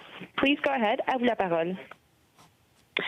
Hi, I'm wondering if you could talk a little bit about how the quarantine for people coming back to Canada will actually be enforced, what measures will actually be taken to enforce it, and how that might actually work. Okay, Patty, and then maybe Dr. Tam. Well, just in general, first of all, thank our hardworking public health officials who have been working so hard with their colleagues at the Canadian Border Services to put into place the measures that will help us enforce the Quarantine Act, that measures that we announced yesterday. Ultimately, what we are doing is reminding those Canadians who, and these are Canadians in the minority, I will say, who are not taking the need to self-isolate seriously when they return from international travel. And I will turn it to Dr. Tam to talk about the work she's been doing with the provinces and territories on enforcement. So I'm just going to sort of take people back a little bit in imagining what happens when you enter the international border of Canada. So of course, any symptomatic people will be immediately given an order to isolate.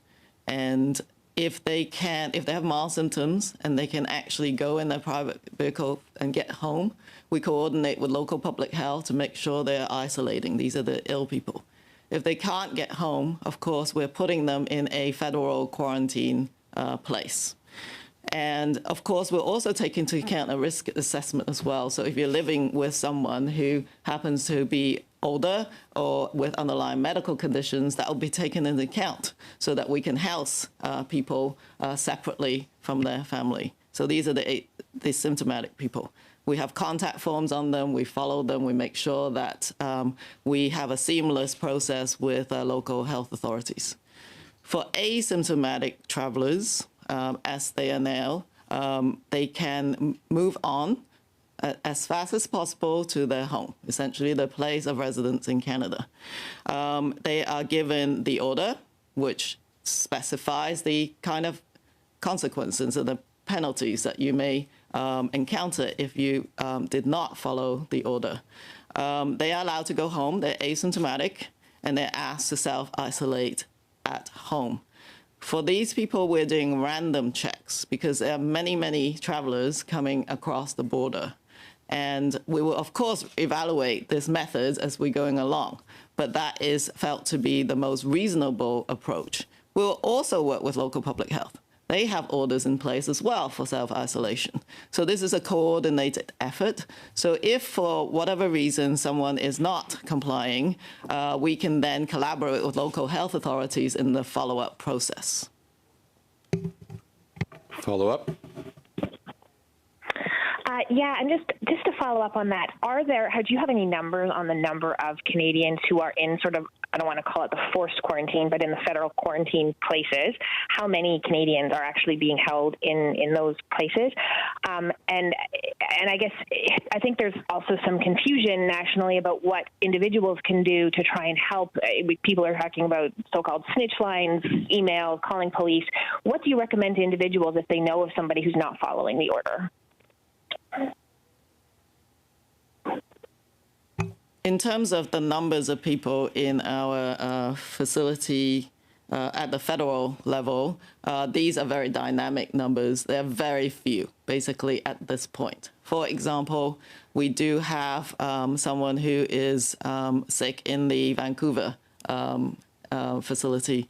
We had an example of a couple that went across the land border at the sort of Quebec land border, where they were not ill, but they were living with someone who is immunocompromised. So we would house them as well. We had a truck driver, for example, who is sick. So then that person is then immediately put into isolation. So these are the people who obviously maintain our essential services, but if they're sick, we're also making sure that they do not impact the health of Canadians. But they are right now a very, very few people, and some of these might already be, once we are sure they can safely move on to their homes, for example, with local public health, they will then depart. And so there's a very dynamic number. And your second question. So I think overall, though, I have to say that Canadians are very collaborative. This Quarantine Act is to layer on an additional message about the seriousness of self-isolation for people who've come back from overseas. So that is the purpose. Of course, if there are potential violations, we're working with local public health. And some of the easiest contacts, of course, people can have is with local public health authorities. But we work very closely with them to investigate anyone who may be violating the order. With those random checks, of course, we will also, from our end, potentially check on people who might also not be following the order. But, as the ministers said, we are, of course, rapidly implementing all of this. We will adjust and change our strategy as needed, but it's really a collaborative response with local levels. Thank you, Dr. Tam. Opérateur, une question en français. Operator, a French question on the telephone? Yes. The next question is from Hélène Buzetti from Le Devoir. Yes. Hello. I would like to follow up on those random checks. How will they be conducted? Will they be done over the phone or in person? And how, if it's by phone, will it be possible to check whether people are lying or not? Voici Dr. New. It's Dr. New answering the question. We are going to get the necessary information about travelers arriving in Canada. It's not everyone, but it is a section of them. And then we will work closely with local health officials.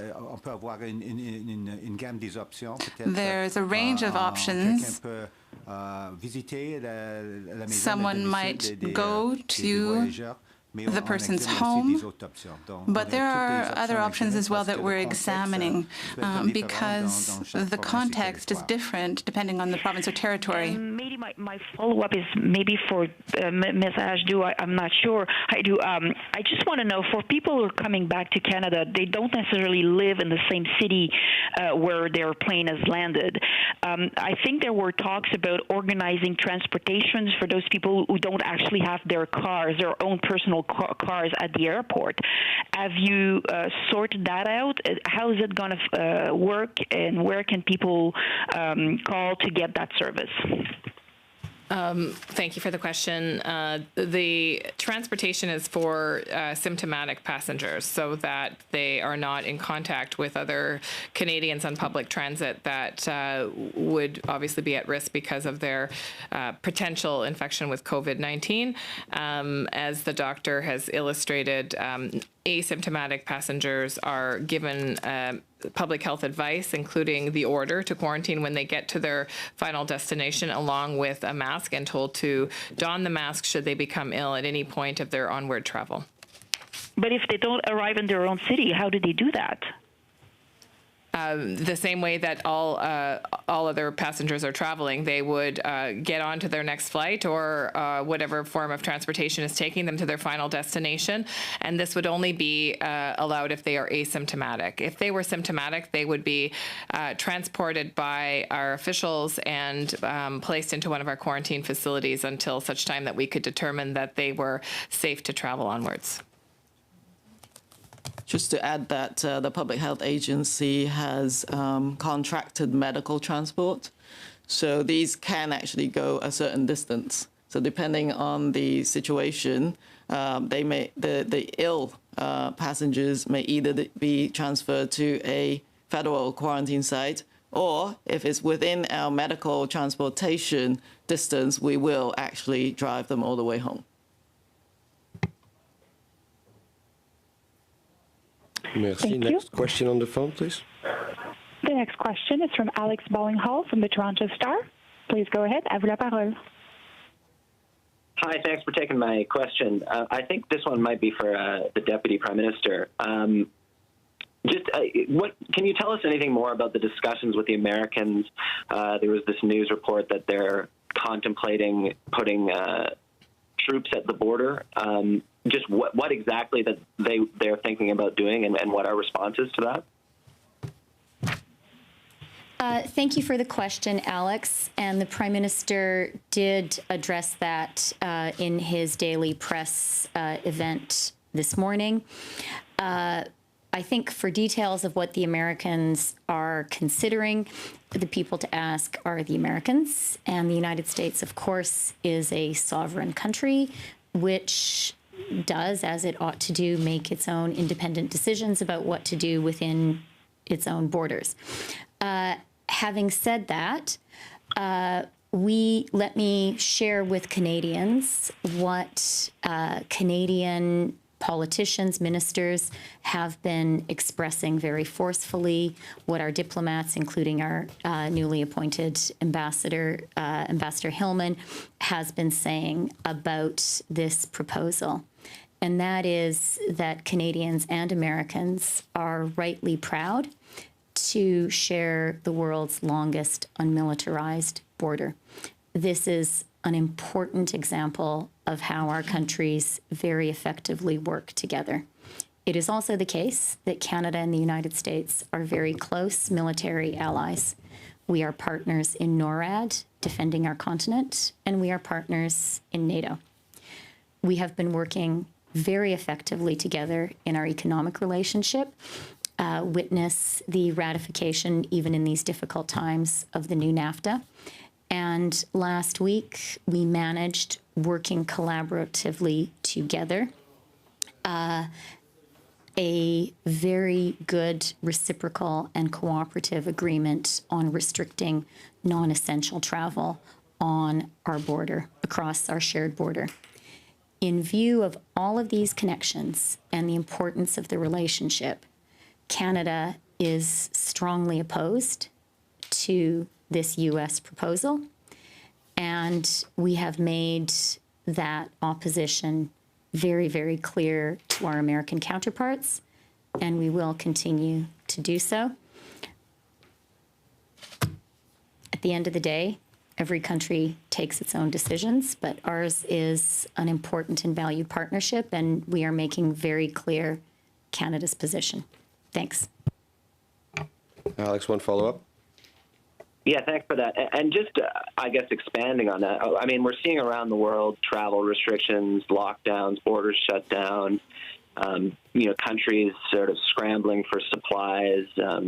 Are you worried that the pandemic will sort of prompt a turn inwards, will increase the impulse to protectionism or cause countries to turn away from international cooperation? Absolutely. And, when it comes to protectionism, I think we are already seeing that. I think we have to be thoughtful about the reaction. On one hand, every country in this time when we are facing real challenges to the health and safety of our own citizens, every country quite rightly needs to focus first and foremost on the health and safety of its own people. And that is what our government is doing. And we do that with no apology, in fact, with real conviction. Having said that, and I think Dr. Tam has been very effective at communicating this, at the end of the day, the reality of a global pandemic is that it is global. And the long-term lesson that we should be learning from all of this is how important international cooperation is. The lesson that we are being taught is that none of us in the world can be safe and healthy unless we are working hard to be sure that everyone in the world is safe and healthy. And that's why international cooperation is really important. Canada has been a country that from the inception of the rules-based international order has been a leader in that order. I think that we are going to reflect on this global pandemic as yet another lesson for all of us that we do need that international rules-based order. And that is Canada's position and will continue to be our position. The Prime Minister today participated in a call of G20 leaders, and that's an example of his leadership in the international response. Thank you. Thank you, Minister. We'll turn to the room for 3 questions, starting with Mike from Global. Thank you. Minister Hajdu, the PM said millions of pieces of PPE is coming into Canada. Where's it all coming from? Well, thank you for the question, and I'll turn to Dr. Tam for some detailed level discussion about that. I know the Deputy Prime Minister has been working on the procurement file as well. Some of it is coming from China. Some of it is coming from other sources. As you know, we have domestic sources that we're trying to procure from as well. And I think to the Deputy Prime Minister's last comment, I reflect on the fact that this is a global pandemic, and one of the other things that I think this pandemic is teaching all countries is the fragility of our supply chain systems, and how when we rely on one country or another for a particular source of goods, and that is the only country that can provide those goods or in that volume, that it puts our capacity to respond in an emergency situation somewhat at a disadvantage. And so I know that the work that Minister Baines is doing with Minister Anand and I is critically important to meet what we may anticipate as a surge. But I am extremely proud of the collaborative efforts that are happening across government and with PHAC and with provinces and territories, quite frankly, to ensure that we can procure what we need. We're making progress on that file. Is it perfect? Not yet, but certainly I think we're getting a lot further in the last week or two than we have been in a while.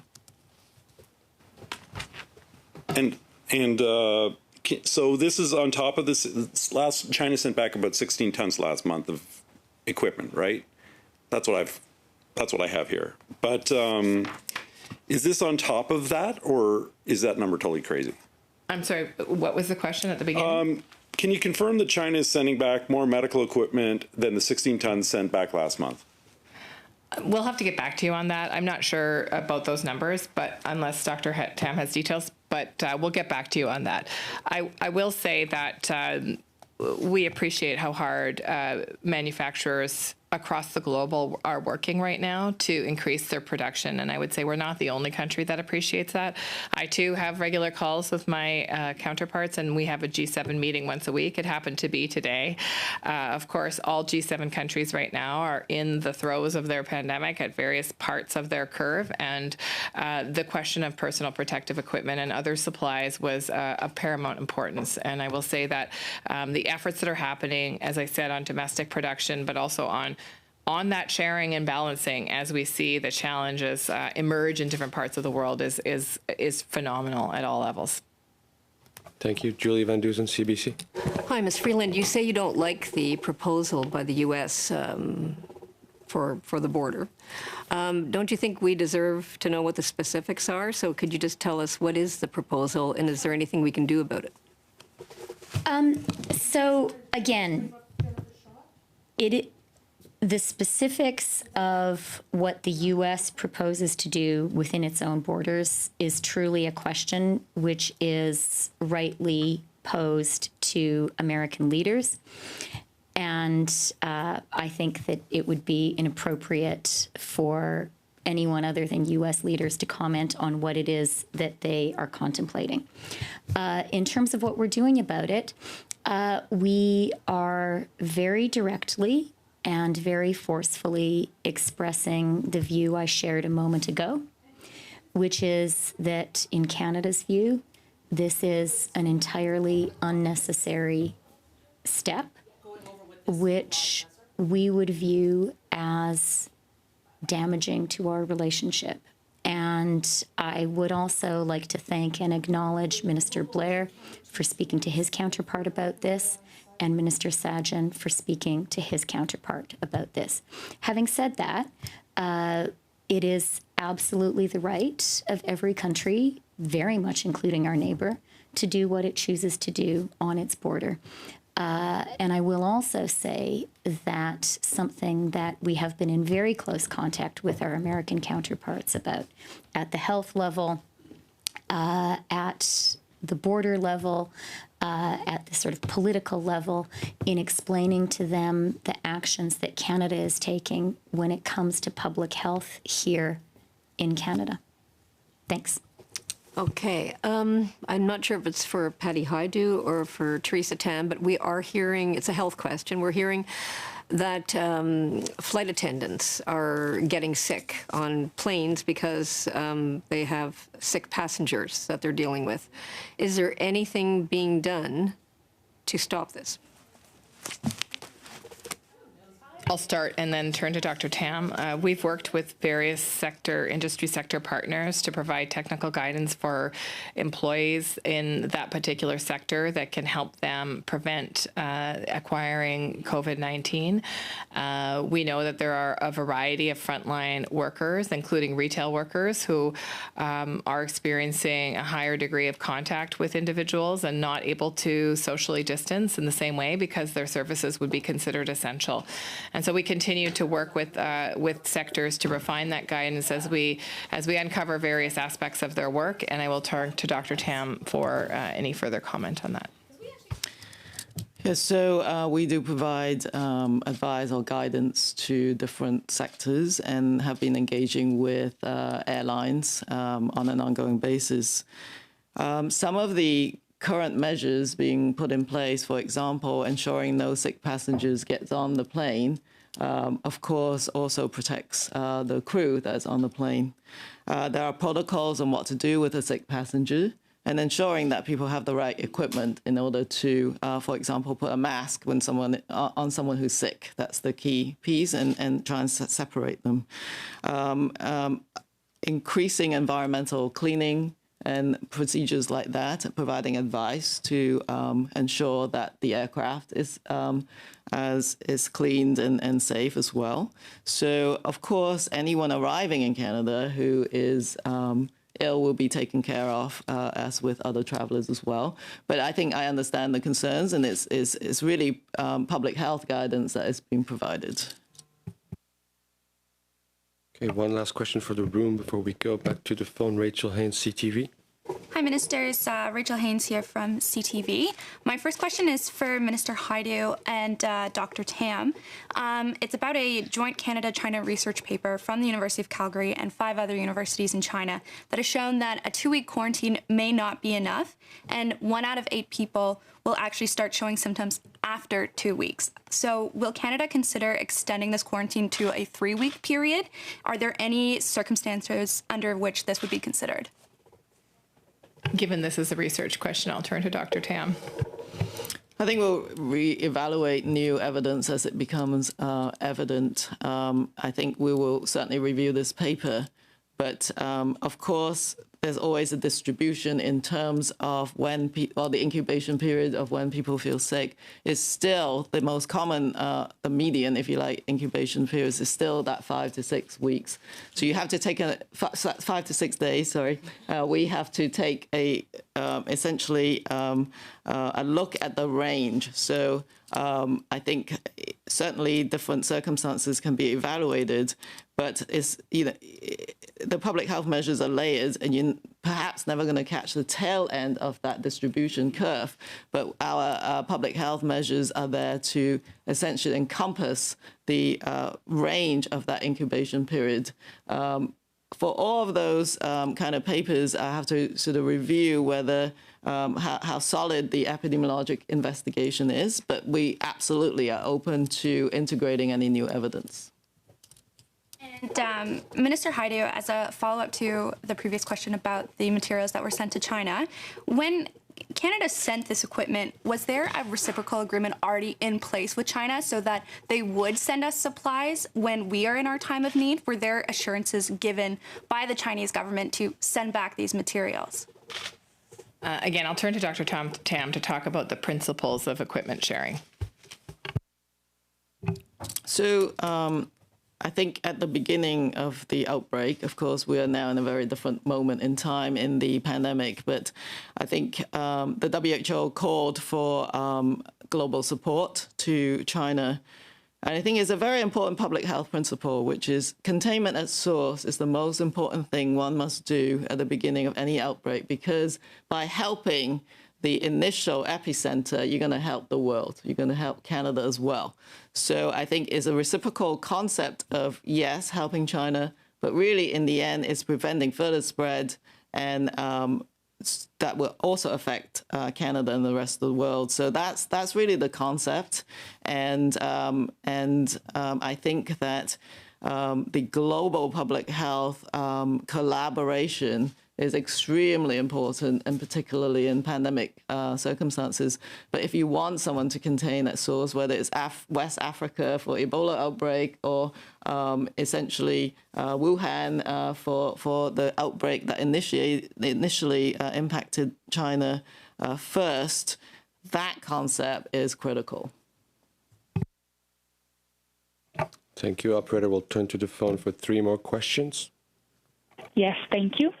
The next question, la prochaine question, est de Lina Dib de la Presse canadienne. Lina Dib, Canadian Press. Oui, bonjour, Madame Freeland. Yes, good morning. Hello, Ms. Freeland. I'd like to come back to the issue of the border and the Americans' intentions. If you can't tell us exactly what those intentions are, I'd like to ask, well, do you really take this last idea by Donald Trump seriously? And what effect could that have on the transportation of goods, and what impact would it have on the supply chain? Concernant la discussion autour de la with regard to the discussion regarding the possibility that Washington will send troops to the Canadian border, I have to stress the fact that we're talking about a potential decision by the U.S., and it is completely inappropriate for another country to talk about the internal conversations taking place in another country regarding a decision that hasn't been made yet. Pour savoir au niveau précis with regard to know precisely what the Americans are discussing in Washington, well, there we have to speak directly to the Americans in Washington. I want to be very clear here because it is important for Canadians to know that our government's position, the position that has already been expressed directly to our American neighbors, is that the proposal or the idea to have American troops sent to our border is unnecessary. The public health situation does not require such action. And on the Canadian side, we do not think that it would be appropriate,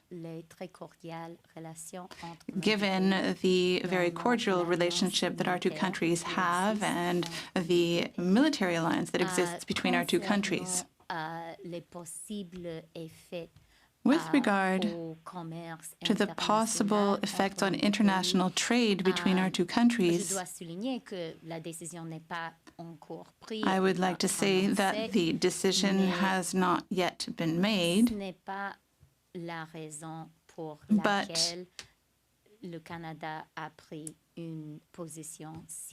that is not why we've taken such a strong position in our conversation with the Americans. The idea of possibly sending troops to the border, well, I can assure you and I can assure Canadians that it's not because the Americans have some kind of intention to prevent trade from taking place. It's not a trade issue. At the same time, Canada has taken a strong position because we think that, symbolically speaking, and even philosophically speaking, when it comes to the relationship between the United States and Canada, it's important for us to have a border between neighboring countries that have been friends for a long time to be an unmilitarized border. Thank you. And so if we ask the question in another way, so yesterday wasn't the case, but today, are you still not referring to border controls that will change because of what's happening in the state of New York, for example, and the high number of cases in the United States? So will there be more controls at the border for goods and for trucks, for example? Answer.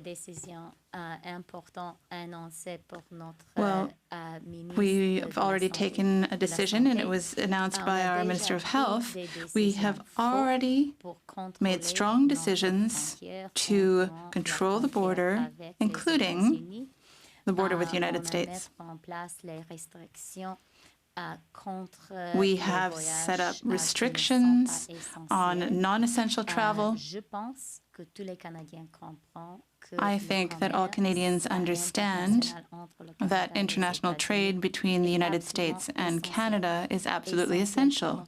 It's essential for our economy, and it's essential for our lives. The trucks that come over the border are trucks that bring food. They bring medication. So preserving trade between the United States and Canada is very important, and that's what we've done. At the same time, we now have restrictions. Dr. Tam was talking a few minutes ago about a truck driver who became symptomatic, and public health took measures to help him. So now we have the necessary restrictions, but from hour to hour, we are examining the situation, and we will always be ready to take all of the necessary measures to protect Canadians' health and their lives.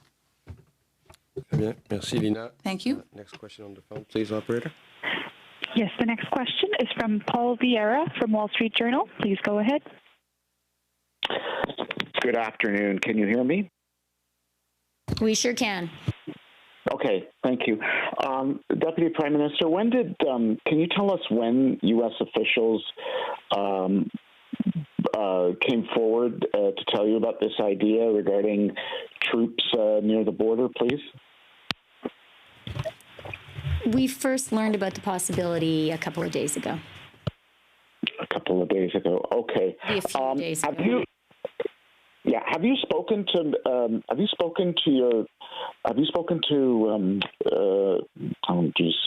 Mr. Pompeo or Mr. Pence about this and relayed your opposition? You talked about the Defense Secretary and the Homeland Security Secretary, but have you spoken to anyone? So, as I said, Canada has made its position very clear at a number of levels. Minister Blair has spoken to his counterpart. Minister Sajjan has spoken to his counterpart. Ambassador Hillman has had conversations at the State Department. We have had conversations with the White House. And I have had conversations directly with Americans about this, with American leaders about this. I have not yet spoken to Secretary Pompeo or Vice President Pence. Thank you. Next question on the phone before we turn back to the room. Oui, merci. The next question, Thank you. La prochaine question est de Philippe Vincent Poirier de Radio-Canada. Philippe Vincent Poirier, Radio-Canada. Please go ahead. Yes, hello, it's Philippe Vincent Poirier. I have a question. I'd like to come back to the issue of troops. You said that it could be damaging to the relationship between Canada and the United States. What did you mean? How do you see that developing in the future? I think that I have already explained Canada's position. Our relationship with the United States is very important to Canada. And I think that relationship is a very, very good one. We are military allies. We have a strong and important economic relationship. And we have close practical cooperation at the border. And that close cooperation was shown once again last week.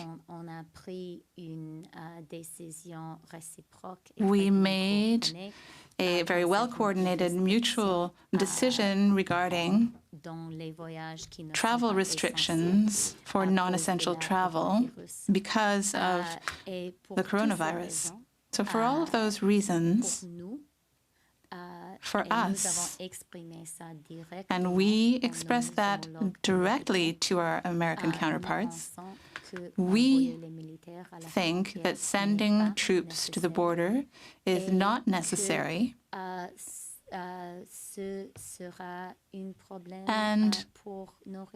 that it would be a problem for our bilateral relationship. Follow-up? Question. Yes, I would like to clarify something. People who come back to the country and who are in quarantine, we're told that they can't go out walking, but those who are asymptomatic can go out for a walk. So could you just please carry us through step by step in French? What happens with somebody who comes into the country, has traveled abroad, and then needs to get home to Timmins, let's say? So what happens with this mandatory quarantine after someone gets into the country? Yes, hello, this is Dr. New. As Dr. Tam said in English, I will try in French to explain. So for all travelers who come to the Canadian border, we have to separate out the travelers who are symptomatic and who are asymptomatic. So for travelers who are sick at the border, with the Quarantine Act, There has to be an assessment, and if someone needs immediate medical care, we will conduct follow-up involving sending the person to a hospital. In the context of COVID-19, if someone is a bit sick with a few symptoms, right away, we give that person a pamphlet with instructions with an order saying that it is necessary to go straight home and self-isolate. And that is very clear for symptomatic people. So your question, I think, is about asymptomatic people. So those people are given an order to self-isolate for 14 days, but it's slightly different because if people come through the border with the U.S., for example, if they have a car and they can go straight home, that's fine.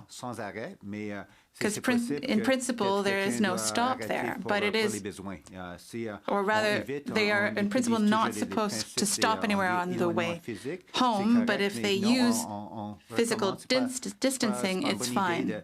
But it's still not a good idea to stop and get groceries and that kind of thing. It's better to go straight home and ask a friend or a neighbor or a family member to go get food for travelers from abroad. For others who arrive at airports, it's the same principle.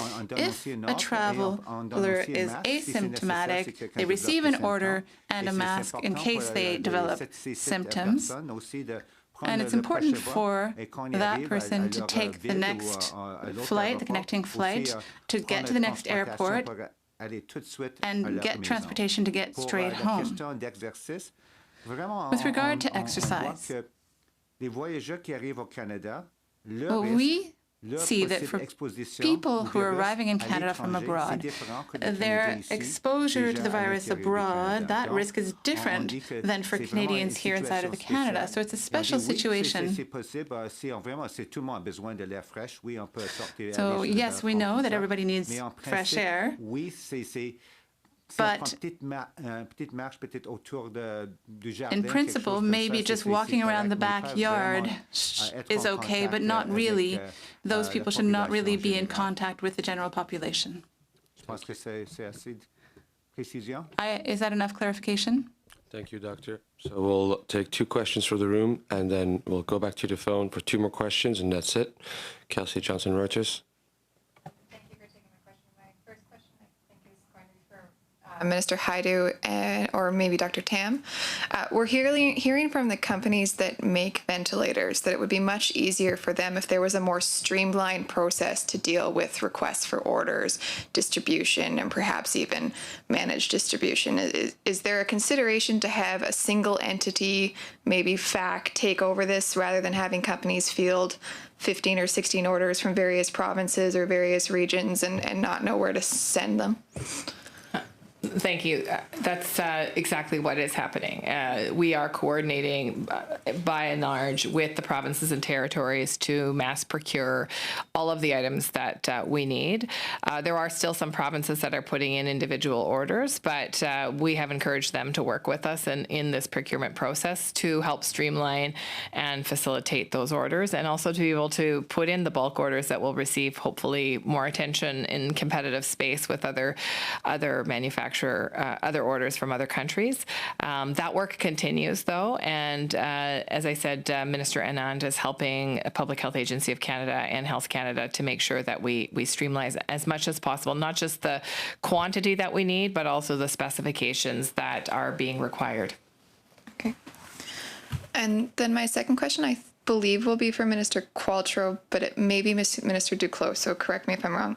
I'm wondering what is the portal company that the Canadian government is using to actually administer the program? It's not the same company that did Phoenix, I'm assuming. Hi, thank you for your question. The portal will be administered through the Canada Revenue Agency. We've done a deep dive on our systems within the Government of Canada, and Canadians are confident in and know that the CRA can deliver. All of your taxes are paid through CRA, payments are made through CRA, Canada Child Benefit, GST credit, your tax refunds. That's all through the CRA. They have a massive capacity to administer bulk applications very streamlined and confidently, and that's the security we were looking for, and that's why it'll be delivered through CRA. Thank you. No questions? Well then, Julie Van Dusen, CBC. So Ms. Freeland, just so I can understand this, they want to put troops along the border to stop COVID from going into the States. Is that it? Is that why they want to do it? That's not my full question, but I'm assuming that's it. So you can tell me if that's not it, but anyway, I'm assuming that's it. So wouldn't it be incumbent upon you to step up screening of the people they're sending over, truckers or otherwise, especially coming from a country where the virus is spreading so quickly? So look, Julie, in terms of the ideas that are currently being discussed within the U.S. administration, our understanding is that a decision has not yet been acted upon or fully taken.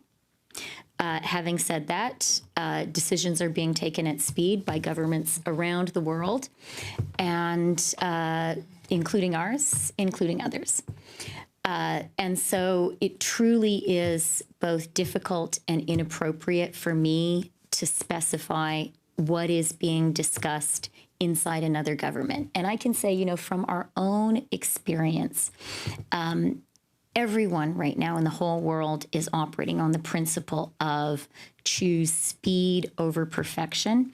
And it means things are being done fast. They're being discussed quickly. It also means ideas change a lot. And so that's why I really understand the desire of reporters and of Canadians to know, precisely what is being discussed. And it is simply impossible for me to offer that precision, partly because this is not something that we are doing, but also because, quite understandably, this is something which is in the process of being discussed. And so that is why I can't offer precision. Directionally, though, as I understand it, the notion is around a need which all countries, I think, today are seeing, and including Canada, which is to have greater control at our borders at a time when there is a global pandemic. And that is something which our American neighbors are also conscious of when it comes to their own borders. And in fact, it is that shared view which was the driver of the reciprocal and coordinated decision that we took with our American neighbors about the border last week. So that's kind of as much as I can tell you around the conversations that are happening. And maybe just to elaborate a little bit more, the point that we have absolutely made is we understand the concerns about the coronavirus. We share those concerns very much. I hope everyone listened to Dr. Tam when she said to all of us, take this seriously. Look at what has happened in Italy. I certainly sat up a little bit straighter when she said that. This is a serious thing. We all need to take serious action, and we are. So we understand the seriousness of the issue. We understand the concern of our American neighbors and friends. What we have said is we really do not believe at all that there would be a public health justification for you to take this action. Of course, it's up to you to decide for yourselves. And we've said we really don't think this is the right way to treat a trusted friend and a military ally. So that's been Canada's position. In terms of our position with regards to our own border, we have taken action, and it is entirely appropriate to have more restrictions at all of our borders, very much including our border with the United States. And we have taken measures that Minister Hajdu and Dr. Tam have been talking about today and yesterday to have mandatory quarantine for everyone entering Canada, including from the United States. Those are appropriate measures at this time. Those are serious and stringent measures, and we are constantly reviewing the situation to see if further action needs to be taken. We do when it comes to things like truckers crossing the border, and I do really, first of all, I want to thank them for doing that essential work, and I want to underscore to Canadians that all of us every single day depend on that cross-border commerce continuing. We depend on that cross-border commerce for our shop shelves being stocked. We depend on it for crucial medical supplies and equipment. And just as within our own country, we are taking particular steps when it comes to essential workers, the same approach does and must apply at the border. Thanks. Okay, thank you. 2 more questions on the phone, please. Yes, thank you. The next question, la prochaine question, est de Michel Lamarche de TVA Nouvelle. Michel Lamarche, TVA Nouvelle. Question. Oui, bonjour. La question est pour Yes, Monsieur hello. Duclos. The question is for Mr. Duclos. Mr. Duclos, I would like you to tell me about this idea that the Prime Minister mentioned this morning of asking banks to reduce credit card interest rates because we know that household debt in Canada is already a problem. Could you tell us what that plan looks like that you're working on with banks? What are you proposing to banks? Answer, thank you for your question. There are 2 things. So one thing that we've known for a while is that banks in Canada, and that includes the Desjardins movement in Quebec, have committed to doing everything they can to delay interest payments and mortgage payments over the next 6 months. Banks and the Mouvement Desjardins have also committed to working with their clients to loosen the conditions for other types of loans, including loans on credit cards. That means that they have also committed to offering ways of reducing interest rates on some of the loans that people already have, including credit card debt. So there will be options for clients, such as, for example, taking funds from a credit card that are high-interest credit cards and taking them and putting them into other types of credit modalities that people can have access to. Mr. Duclos, you did not at all answer the question. I want to know what you're working on with banks beyond what has already been announced.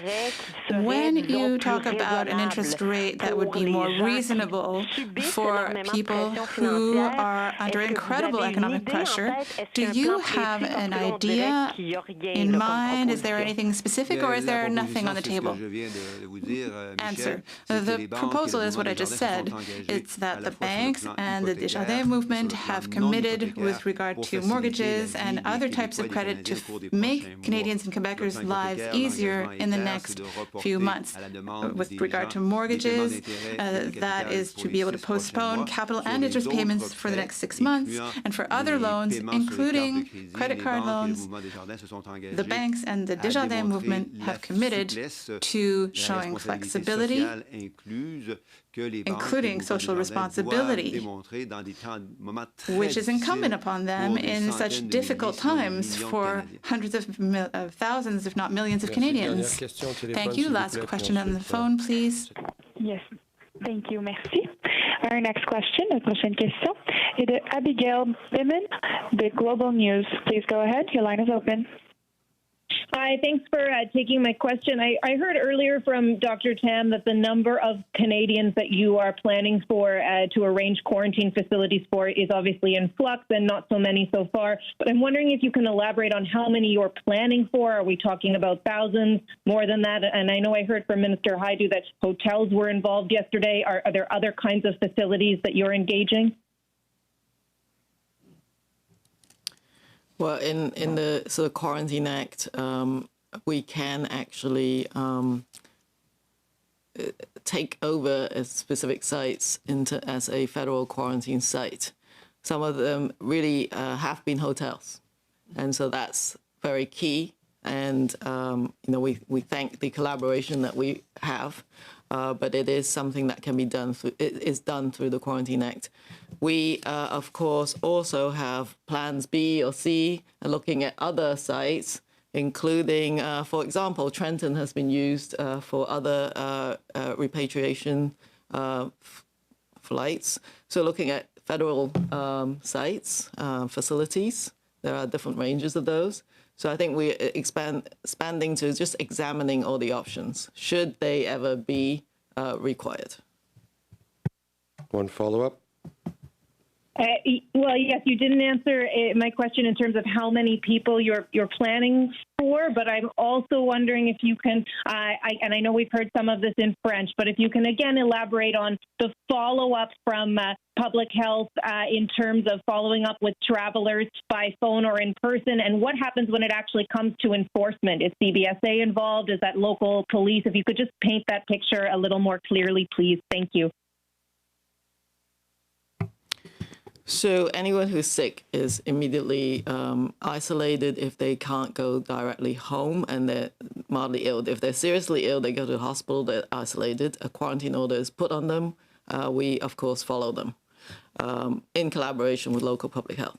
Asymptomatic passengers, again, are given an order to self-isolate, go directly as fast as possible to your home.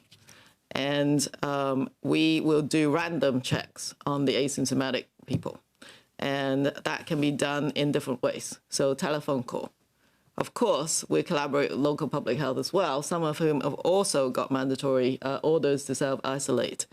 If, for example, you didn't find someone at home, well, we can also collaborate with local public health because it's also within their interest that they know what's happened to a certain resident in their jurisdiction. So that's what we would do first. Of course, the Quarantine Act has hefty penalties. If someone is actually violating the Quarantine Act, we can go the further step to execute those fines or the penalties.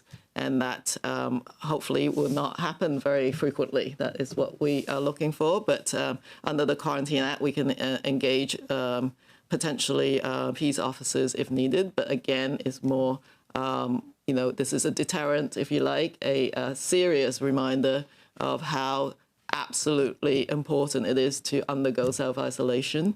And so that's how we envisage the act to, or the orders to roll out. All right. Merci beaucoup. Thank you. Thank you very much.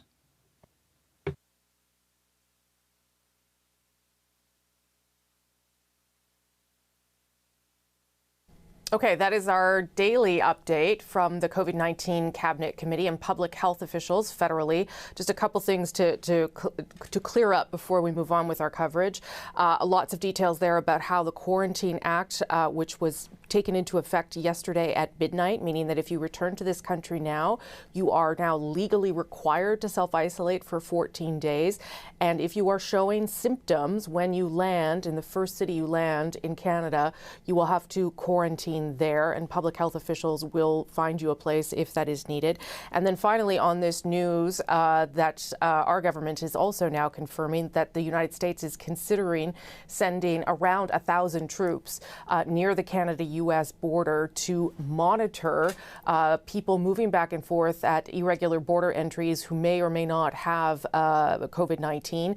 Chrystia Freeland saying very clearly that Canada has expressed directly to the U.S. administration that they do not want this to happen, that they think it's an entirely unnecessary step, which, as the Deputy Prime Minister says, they would view as damaging to our relationship. We are led to believe by people that we are talking to that this is not a final decision. It is not about to happen, but it is something that is being discussed both in Washington and obviously here in the nation's capital. Okay, I'm going to take you now to Ontario, where this province has had the largest single-day increase of COVID-19 cases. And this is Ontario's Health Minister, Christine Elliott. I'm Rosemary Barton. Jennifer Hall takes over our coverage here on CBC News Network. You are at high risk of spreading COVID-19. You must self-isolate for 14 days. Do not go to the store. Do not visit friends or family. We are at a critical juncture in our fight against COVID-19. To all Ontarians who can, please stay home. If you must leave, avoid contact with others by keeping at least 2 meters, 6 feet, between yourself and others. We can't stress this enough.